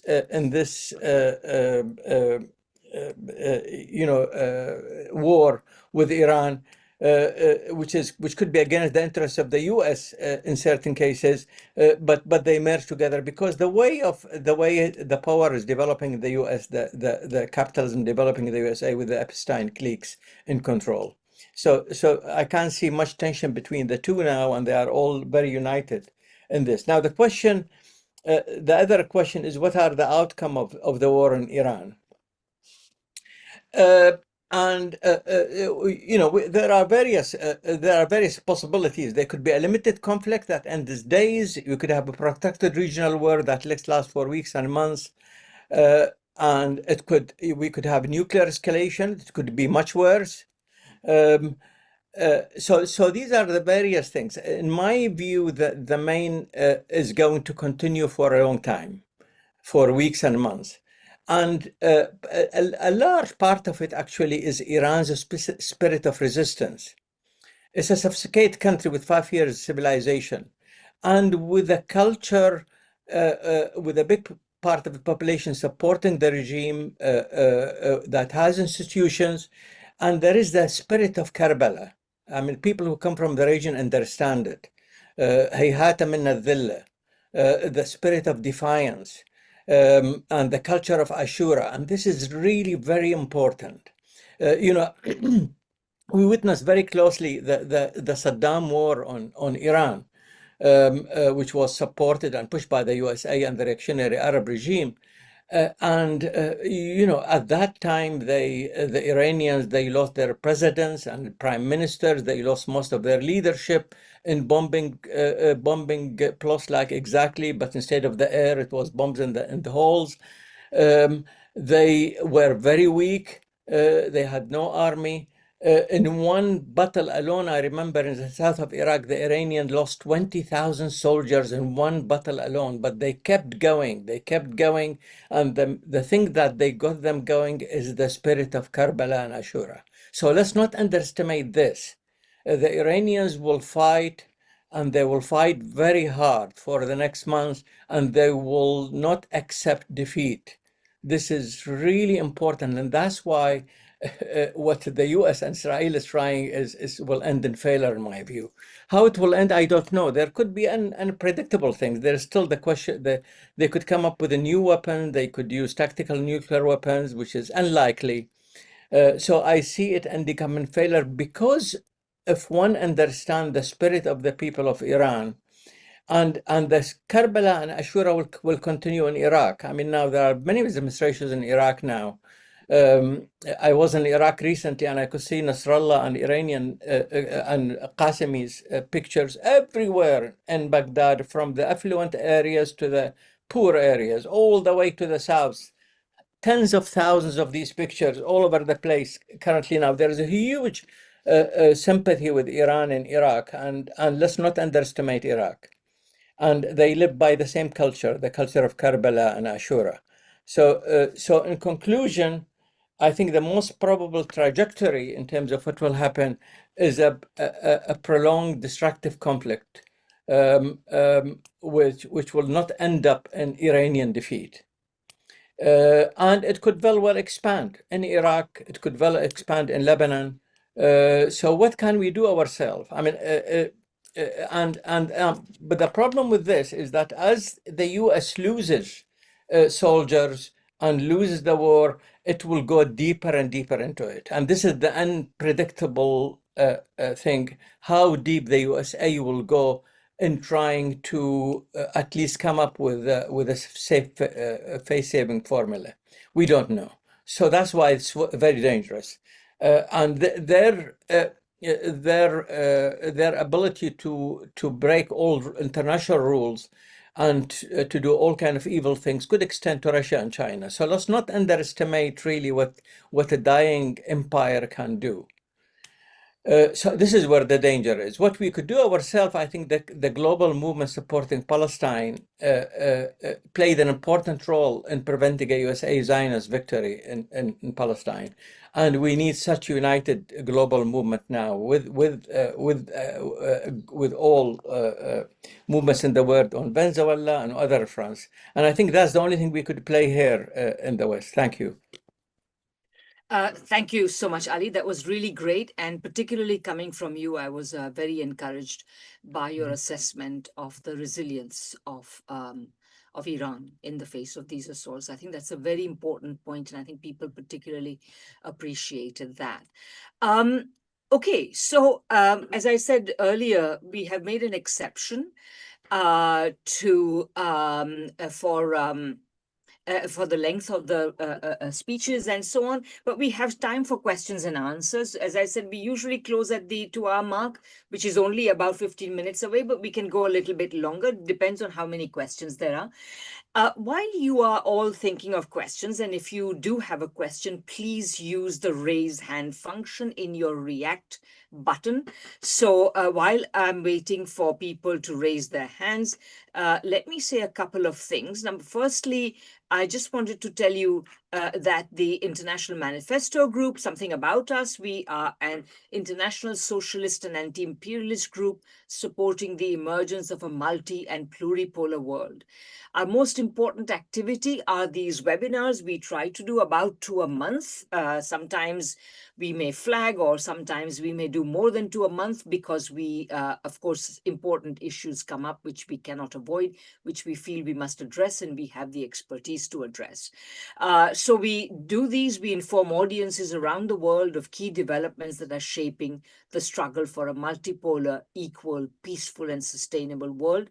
Our website is called www.internationalmanifesto.org. We actually have a manifesto, which I would very much like to request you to read, and otherwise, please, particularly vis-a-vis our webinars, of which the recorded version is always available on the International Manifesto Group YouTube channel. So please share widely. If you like what you heard today and in the past, please share these webinars among your friends and colleagues on your social media, on any email list you belong to, and so on. Okay, that was my plug. Now we have a couple of questions. And in addition, I also know that some of you may want to respond to one another. So I'm going to take 3 questions I see. So I'm going to take all of them, and then I'm going to go to the panelists. Victor, I think, is no longer here, but all the ones who are here. And we will allow everybody both to respond to one another and to respond to the questions. And then we'll see if there's any more questions. So I have Steve, Kimeng, and then Carlos. Steve, let me ask you to unmute. You should be able to unmute now. Yeah. Thank you. What saddens me is the supposed allies of Iran, like China, have done so little to help them in this crisis. Thank you very much. I'm sure that some of us will have, I actually do have something to say about that, so maybe I'll come in as well, but great question. Thank you very much. Kimeng, I've asked you to unmute as well, so you should be able to speak now. Okay, thank you, Radhika, and I really enjoy the speeches by the people. My question is that everybody does, the speakers and the presenters see this as a critical point or a crucial turning point in our current situation? Thank you. Okay, Carlos, and I also see one more question from Caroline, so we will go to Caroline as well and then go back to the Carlos, you should be able to unmute. I don't know why. Ah, there you are. Okay. Thanks very much, Radhika. Thanks so much to the speakers. It's been a really, really wonderful webinar so far. Just extremely rich, extremely detailed. So yeah, great work. I just wanted to ask if the speakers could say something about the propaganda war element in all of this. You know, the propaganda war against Iran in the lead up to this current criminal aggression. You know, it seems to be more or less a textbook case of waging a propaganda war in order to be able to later wage a real war with as much public support as possible. And very sadly, and it's not the first time that this has happened, but that has reached even into the left. You know, people, even on much of the left, have this impression that Iran is a sort of deeply backward, reactionary, violent, misogynistic, undemocratic country. People actively ignore Iran's leading role in supporting the Palestinian cause. People actively ignore Iran's basic economic orientation towards state-led and people-centered development. People actively ignore Iran's support for liberation struggles around the world, including Palestine, yes, but also Ireland and including South Africa. You know, maybe people remember in 1992, Nelson Mandela visiting Iran and calling Ali Khamenei my leader. People ignore Iran's sovereign development, its high levels of social welfare, its advanced educational system, the fact that females constitute a majority in Iran's education system, and so on and so forth. So, you know, what sort of role does the propaganda war play, and what can we be doing to counter it? Thanks. Great question. And Caroline, I've already asked you to unmute, so you should be able to speak. Yeah. Right. Yes. Hello there. I just wanted to ask, it's actually quite a practical question I wanted to ask the panelists, is that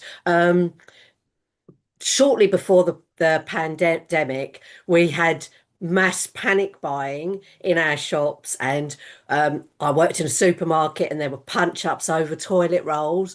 Obviously the Strait of Hormuz is shut, so I'm thinking the petrol's probably going to run out over here. So do you think it is likely that supply chains will be affected in the coming weeks? And do we need to stock up on larder items and petrol? Okay, great, Caroline. Thank you. There's always that important element of running our day-to-day lives.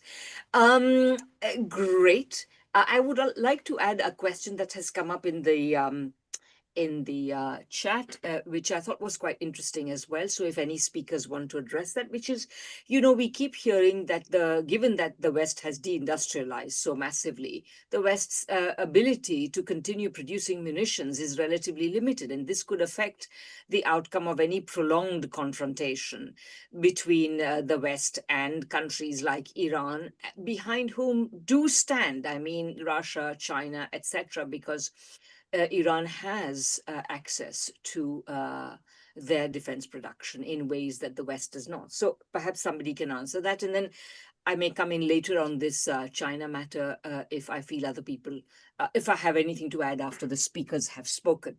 Okay, so we will go back to the speakers in the same order as before. So Bahman, in particular, feel free to take a bit of time because I know you were waiting for the questions and so on. So you go ahead first, and then we will go through the speakers in the order in which you spoke. Are you able to unmute, Bahman? Let me just find you. Hang on. Bahman. Here we go.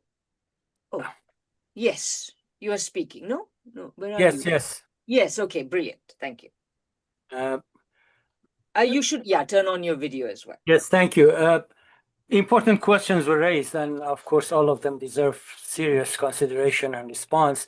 But I would just answer one question here, one of them, which is the question regarding the role of China and Russia and why don't they help, apparently, Iran. I think we should have a clear idea about what situation we are in before we judge countries about their alliances and solidarity work with Iran. First of all, you have to understand the situation that they themselves are in.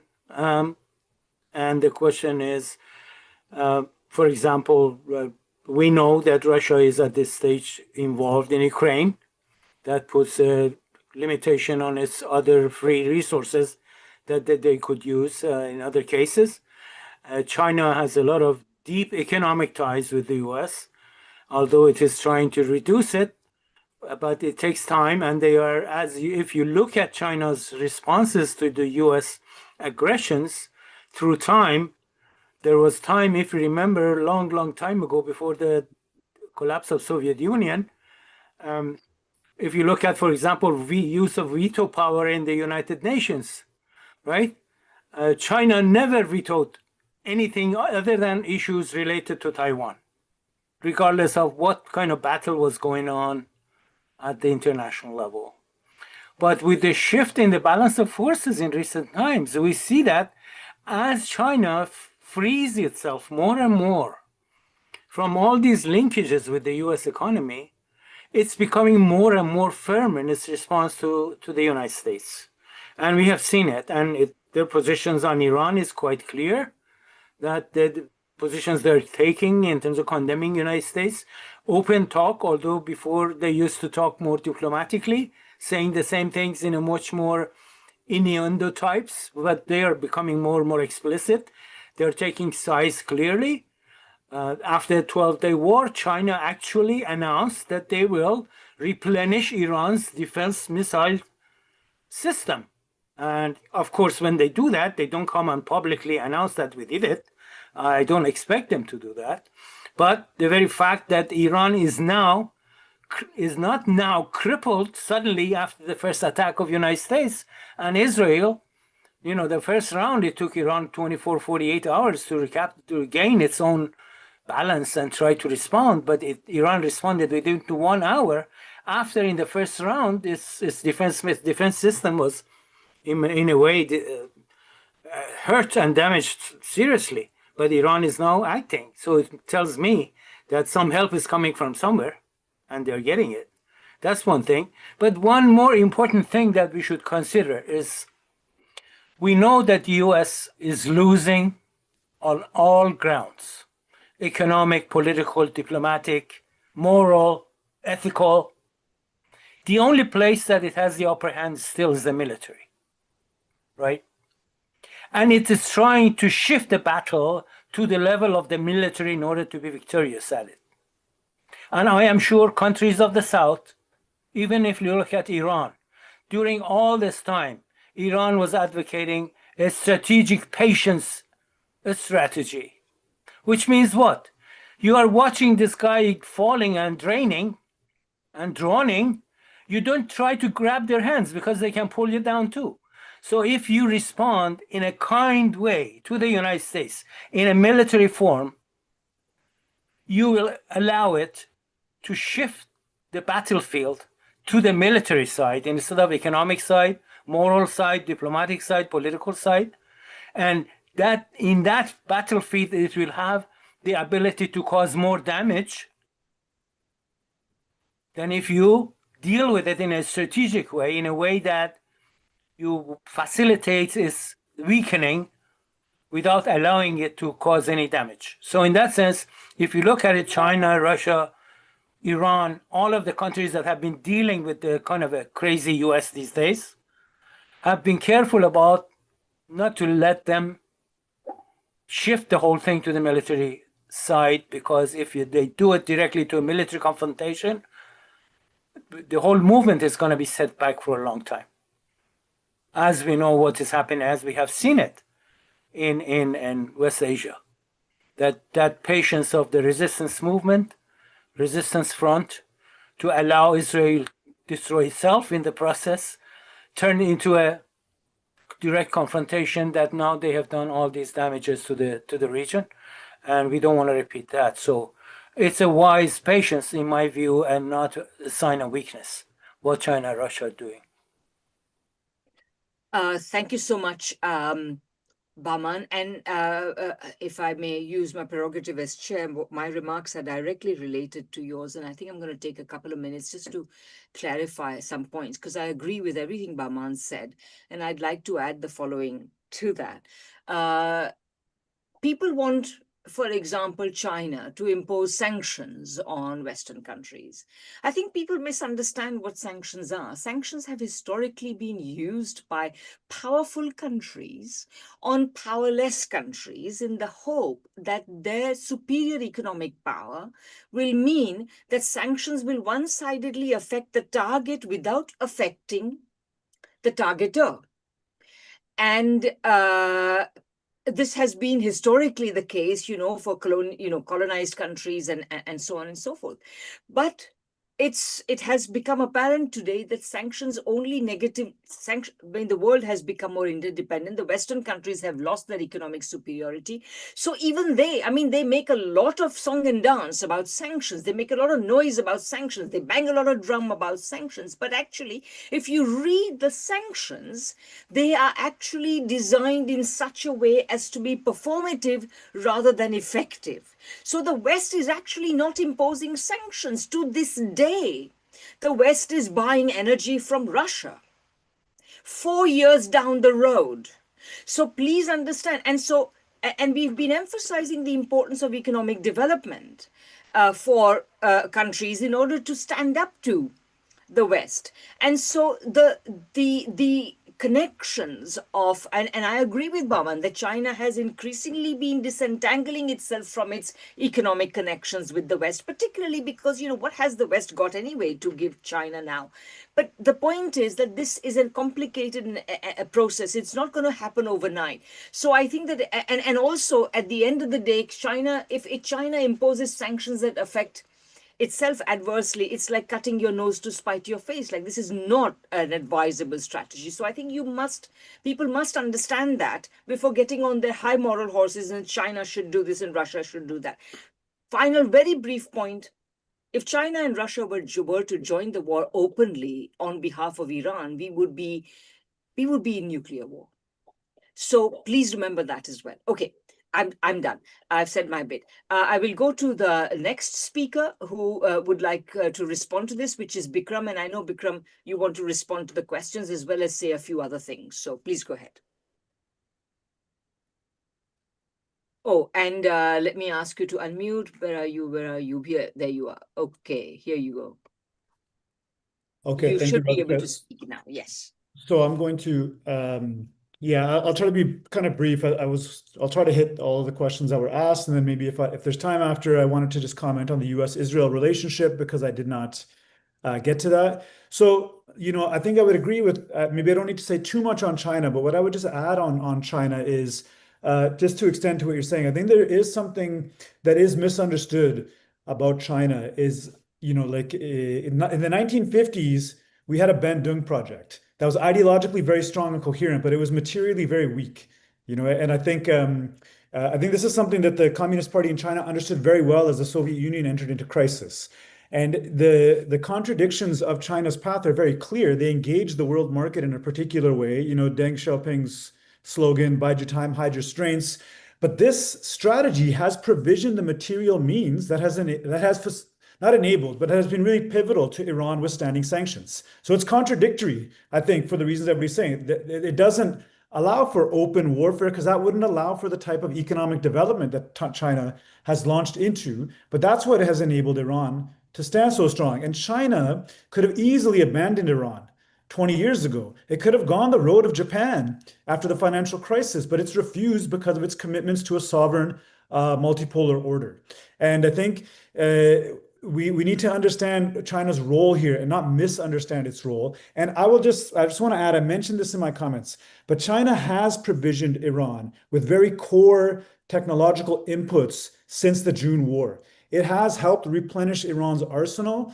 And, Iran, what it did yesterday in targeting those radars in Bahrain and Qatar and elsewhere, this was very much reliant on Chinese satellite technology. Okay, so the Chinese have made available to Iran a large portion of advanced technological capabilities, and we know the arms that are coming in too. And last thing I'll say, I think that China and Russia and Iran are in a structural alignment. Whether they're ideologically allied or not, they're structurally aligned. There is an economic and a military alignment where they converge. And I do not foresee China and Russia standing by idly. I'm not saying this is open war, but the fall of the Islamic Republic would be quite a blow to the Belt and Road and to Russian projects as well. So that is not going to happen. So now the question on, I think the second question was on the existential nature of this conflict or the significance of where we're at. And indeed it is. It has risen to this point. We need to return to this point. The Islamic Republic was looking for a negotiated, in good faith solution, but now it's at a point where it's very clear that Zionism and US imperialism is looking to eliminate any resistance. This is why it's escalated to this point. And now the terms of any future relations are at stake right now. So the phrasing of the response as Khatam al-Tufan is very significant. I think Iran is very much saying we are going to impose conditions now. So that will set the tenor for the future. Now, on the propaganda ideological war, on Carlos's question, I think this is pivotal. There's people in the chat even saying, well, isn't Iran a capitalist state? What about the Islamic Revolution? Number one, this is not the time to ask this question. Right now, it is or if you want to ask those questions, no country in the world is free of internal contradictions. No country in the world has a totally coherent, perfect system. The question to ask those in the comments raising this, why is Iran targeted? Why is Iran targeted and other countries not targeted? Why would Iran be targeted, not Saudi Arabia? For what reason? What challenge does it pose? That's what we are bringing to an acute point here. That's where we must keep our eyes. Now, the fundamental question in Iran for the person who asked the question on capitalism in Iran is sanctions. Iran, like Cuba, like Venezuela, has never had an opportunity to independently develop its economic system because of the framework of sanctions. So ideologically, the propaganda war, that's where we need to always bring it back. Can you imagine a world of 1979 where Iran you can see a trajectory that's free of imperialism? Who knows what Iran would have become? But the primary question has always been that hanging over the necks of the people of Iran, just like any country that challenges imperialism. So I think that is very important. And I think we need to go to history. That point I made, Carlos, in the read of the 53 coup against Mossadegh. In hindsight, everybody has clarity. In hindsight, but at the time, do you know, at the time, people were ridiculing folks in Iran or Guatemala who were saying the CIA is on the ground when they do the coup against Arbenz. And they would say, oh, do you think the CIA is everywhere? Do you think the CIA is behind every corner? Well, in fact, in real time, we cannot be afraid of speaking those truths. On the impact on consumption, or I think that was the fourth question. I think, I don't know, Radhika, what you think about this, but I think there's a very real possibility this is going to trigger a stagflation crisis it's going to back, what is the word, like, there's going to be a boomerang kind of back to the West economically, and this can trigger a stagflation crisis because you're seeing, even without the formal closure of the Strait of Hormuz, you're having the insurance companies refusing to underwrite US and Israeli ships. And this is going to lead to a supply chain crisis. This is going to lead to a logistical crisis. This is going to push up the price of goods, but inflation is not attached to overheating economy. It's going to be attached to a stagnating economy. So I think it's going to have a severe economic impact that I don't know how much the Americans foresaw this. And the munitions crisis, I think one thing I would just add, I know it's very well known about the interceptor crisis that the US and Israel are facing from the June war, that they don't have a replenishment rate that's up to speed. And we all know why. It's because of the system of capitalism, that the US military industrial complex is run by profit-seeking firms, in contradistinction to, say, Russia or China, where you may have firms engaged in production, but the terms are set by the state. You know, you don't have a Raytheon or the Lockheed Martin producing bloated military budgets that are wasteful. You know, there's a munitions crisis and a replenishment crisis, but I think it's not just interceptors. The entirety of the past 2.5 years has worn down the munitions of the United States. There's a missile crisis too, from the amount they used in hitting Ansar Allah in the Red Sea, in the war in the Red Sea. So and on the other hand, we cannot discount, I think the evidence is clear, how Iran has been able to replenish since the summer. And I think it's mostly out of Iran's internal system, but also in terms of its alignment with Russia and China. And the point I just wanted to make that I missed in my comments at the beginning, is the relationship between the United States and Israel. And I've seen a lot of discussion and debate about this online and elsewhere. The way Radhika mentioned, I think the point that I forgot to come back to where I started on the relationship between colonialism and imperialism. So imperialism, you can think the British are an imperialist power. There are colonial powers, but the British are the major power that controls the flow of capital across the world system. The United States at the time was a settler colony that's underneath British imperialism. But you can see Frantz Fanon famously said, look at America becoming a bigger monster than that which birthed it.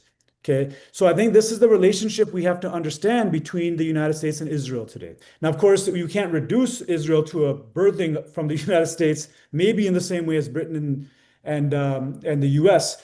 But the point here is settler colonialism plays a function within an imperialist system. It plays a function to project power to enable the imperialists to control the flow over capital across the West Asian region. But settler colonialism operates according to a slightly more vicious logic. We've seen this from the Spanish colonization of Americas to today.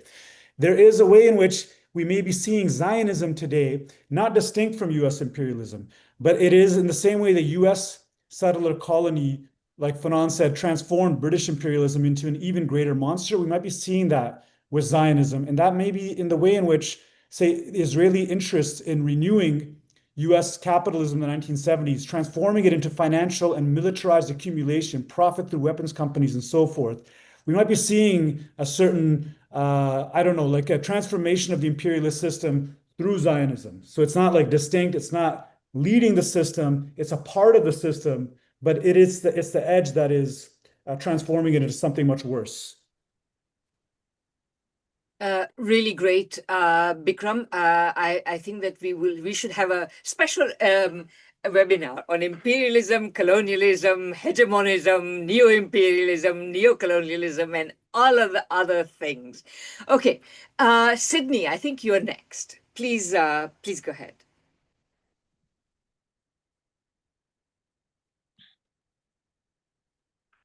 Oh, hang on. I keep forgetting this. Excuse me. I have to make her unmute. Sydney, where are you? Okay, thank you. Okay, good. Yeah. So I think the question about China was answered very well. This came up actually a lot in the course of the Palestine solidarity movement. Why isn't China doing more? And actually, in the course of that, even at different times, people would say, "Why isn't Iran doing more?" And it's like I understand the impulse, but the reality is, China's approach to all of this is, like was said, extremely measured, and some could even say conservative, but I think careful is a great way to put it, because China has long-term aims of peace that I think the track record is proven. And also what I've said in the past with regards to Palestine as well, we have to keep the focus on the real aggressors, which is the imperialism, which is the US and Israel.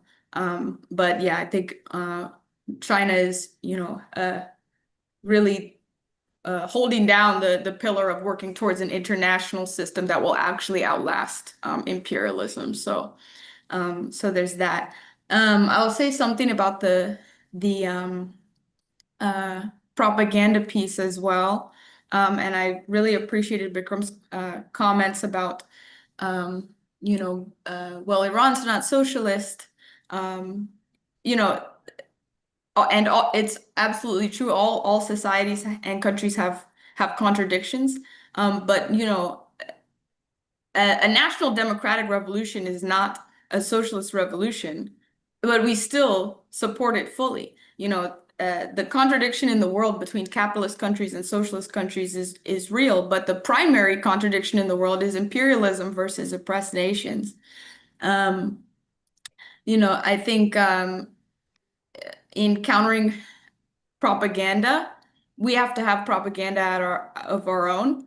And as I mentioned before, the main thing that has changed the views of people is the movement for Palestine, and it really has changed people's views. demonstrations against the attack on Iran have brought a broad base of people out that I'm sure a lot of them have chauvinist ideas about Iran still. But this is why we say a rally is the highest form of propaganda, because for the first time their ears are hearing that, you know, Iran has a more robust democracy than we do, you know, and actually explaining those things and saying those things there that they won't hear elsewhere. So I think it happens, people's minds change in the course of struggle, and we have to be there and continually point those things out. Great, thank you, Sydney. I guess Alan is next, and then we will give Ali the last word. Alan, please go ahead. Are you able to unmute? Can somebody help Alan unmute? Forgotten. I'm unmuted. Yes. Nobody's answered Caroline's question, but I thought it was very important. Will we see panic buying? It's already happening. It's already happening. I mean, it's already good. He's panicking. Sorry, that's the dog. The thing is that people won't know why it's happening. I mean, one of the things that Iran has done, which hasn't been mentioned, but well, maybe it was mentioned and I missed it, but it's is closing the Straits of Hormuz. This is going to inflict enormous damage on you know, those who profit from the export of oil, but it's also going to inflict enormous damage on the people who need oil, because we don't live in an oil-free world, and you know, it's going to raise, for example, heating prices even further for people who can hardly afford to even eat, let alone eat. They won't know who to blame. They won't know the reason. And that means that the answer to the panic buying and, you know, economic effects question is entirely linked up with the propaganda question, which is you have to have the explanations. The explanations have to be there for people to access. It doesn't occur to them naturally to join the dots. So coming back to the propaganda, my view is that what goes on is that essentially the superiority complex, or what I call the Columbian mindset, is actually a myth system. Now, that's a very carefully chosen word, and I've looked at the work of great mythologists like the Irish writer who wrote the Encyclopedia of Greek Mythology, and he explains this, that when you live in a myth system, you're not actually talking about what's really going on. You're talking about heroes and villains, and you're constructing a truth around that, which is like a Marvel Comics truth, and people do that. People believe what they want to believe, and at the heart of that lies certain fallacies, and you have to get to the heart of these fallacies. And the biggest fallacy is the fallacy of American superiority.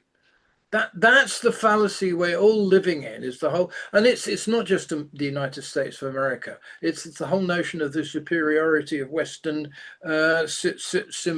civilization. It's a notion that we are superior, and the proof is that we're rich. But we're rich because we've robbed everybody blind. And then when people fight back, they're evil guys for fighting the good guys. And people are very stuck in this mentality. And I'll give you an example of what I mean by believing what they want to believe. I was at a sort of, you know, social gathering recently, and I met a person who had no familiarity with this, but traveled to China a lot. A lot of people travel to China. And she said to me, well, you know, I don't really feel safe in China. And I said, why not? And she said, well, of all this stuff that's going on with the Uyghurs and so on. I said, how do you know? Have you been there? Have you talked? No, I just know. Well, how do you just know? Because it fits with your mindset. And then she felt, so people are so controlled. And I said, how do you know? Well, I've seen pictures of them in a classroom being indoctrinated. And I thought afterwards, if you see any picture of a British school, you would see a lot of kids being indoctrinated. That's what a schoolroom looks like. So you project onto that an element of your mythology. Oh, this is indoctrination going on. Now, when does that break up? It breaks up when people see something that they that challenges their mindset that they cannot deny. And that's what the response to the genocide of the Palestinians that the Palestinians did, is it woke up, millions of people, not just thousands of people. When people wake up, when they think, my God, something I believed all my life is not true, then they start to question everything. And that's when the explanations have to be there. And that's where we come in, things like the International Manifesto Group. And one of the things I find most encouraging is the meteoric growth of alternative news channels. I mean, we're here celebrating, because we've reached something like 10,000. If you follow somebody like Secular Talk or of Kyle Kulinski, he has pushing 500,000 followers. If you follow Scott Ritter, if you look at Glenn Deason, they're building up to figures that would start to make the newspapers sweat. So what we've got to do is point people in the right direction. And we have to end the competitive spirit which pervades the alternative media scene, where people say, well, I really want to promote you, but I have to promote myself. Otherwise, nobody will hear me.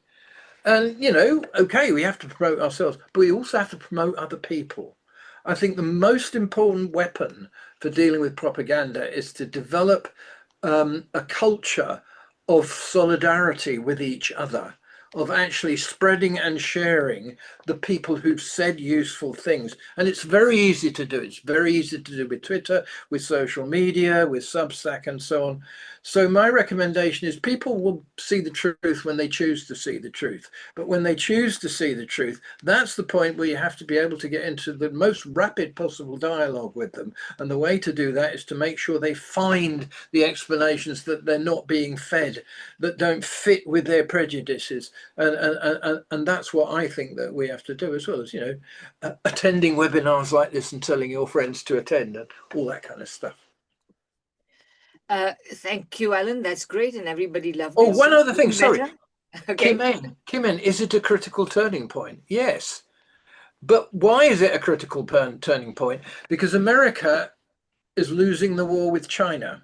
It wanted to have a war with China, and it's basically lost the moment because China has economically got to the point where it's very hard to have a war with China. Now, Iran is actually critical to China's economy and to the economy of the interconnectedness of the Eurasian space. I don't know if people know this, but recently a direct railway line from Iran to China was opened up. This is historic, it bypasses all the trade routes of sea and so on, which the imperialist countries have monopolized. Well, one of the biggest ways you can damage China is to take Iran out of the equation. One of the biggest ways you can challenge Russia is to take Iran out. Look at where it sits next to Azerbaijan, next to Georgia. It's right at the center of the relations that the resistant nations like China and Russia are trying to delicately put together. So it's taking a core out of what's going on. So therefore it is strategically important, not just because of Iran itself, but because, and not even just because of the Middle East, although it is central to the Middle East, but because of the whole configuration of an alliance of forces that will make America have no option but to see sense. Okay, great. I'm glad that you managed to respond to Kimenk's good question as well. So, and now, Ali, you got the last word, I think. I hope I've not left anyone out. Yeah, thank you, Radhika. I don't think there is much to add because my colleagues have answered the questions really well.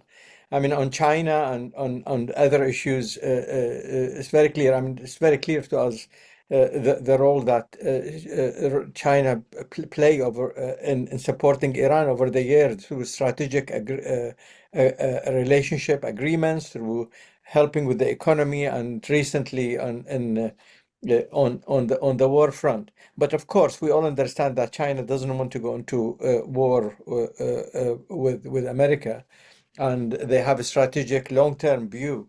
I mean, there was a joke we used to say when we were in school, Iraq, where somebody asked you in lie, how do you see the effect of the Paris Commune on struggle for socialism? And he said, it's too early yet. So the Chinese take a very long view, but they are doing it right.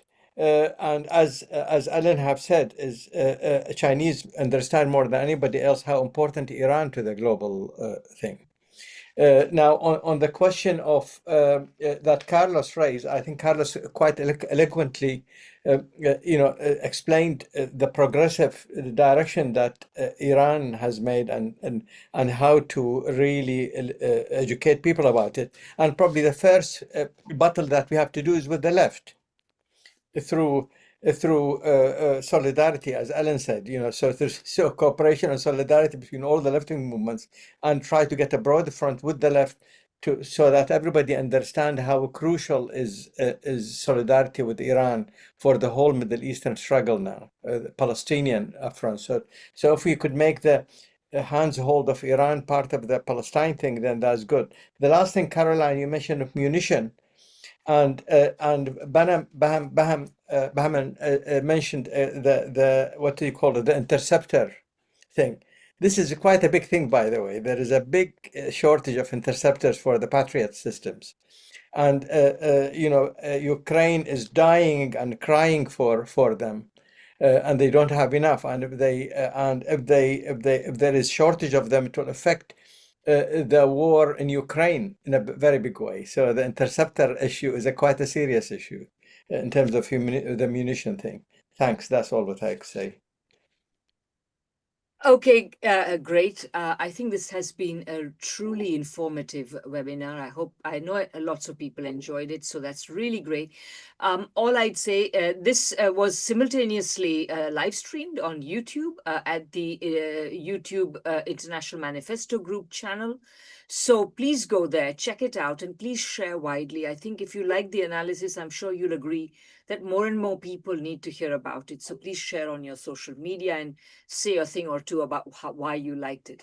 Thank you very much. Oh, I should add one other thing, which is that our next webinar will be a webinar entitled Cuba Defends Humanity. We must defend Cuba. And it has some great speakers, Ismara Vargas Walter, the Cuban ambassador to the UK, Francisco Dominguez, very, very knowledgeable a veteran of the Venezuela Solidarity Campaign, Arnold August, ditto, very knowledgeable Canadian intellectual and journalist based in Canada, working on Latin America and Cuba.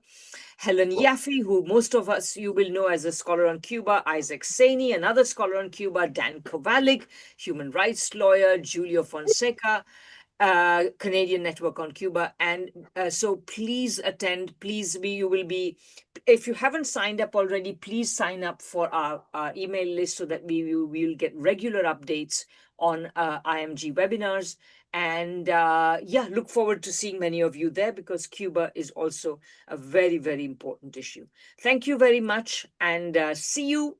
I should say the date of the Cuba webinar is Sunday, the 15th of March. So see you in 2 weeks. In the meantime, we hope very much that anti-imperialism will prevail. Thank you very much. Bye-bye.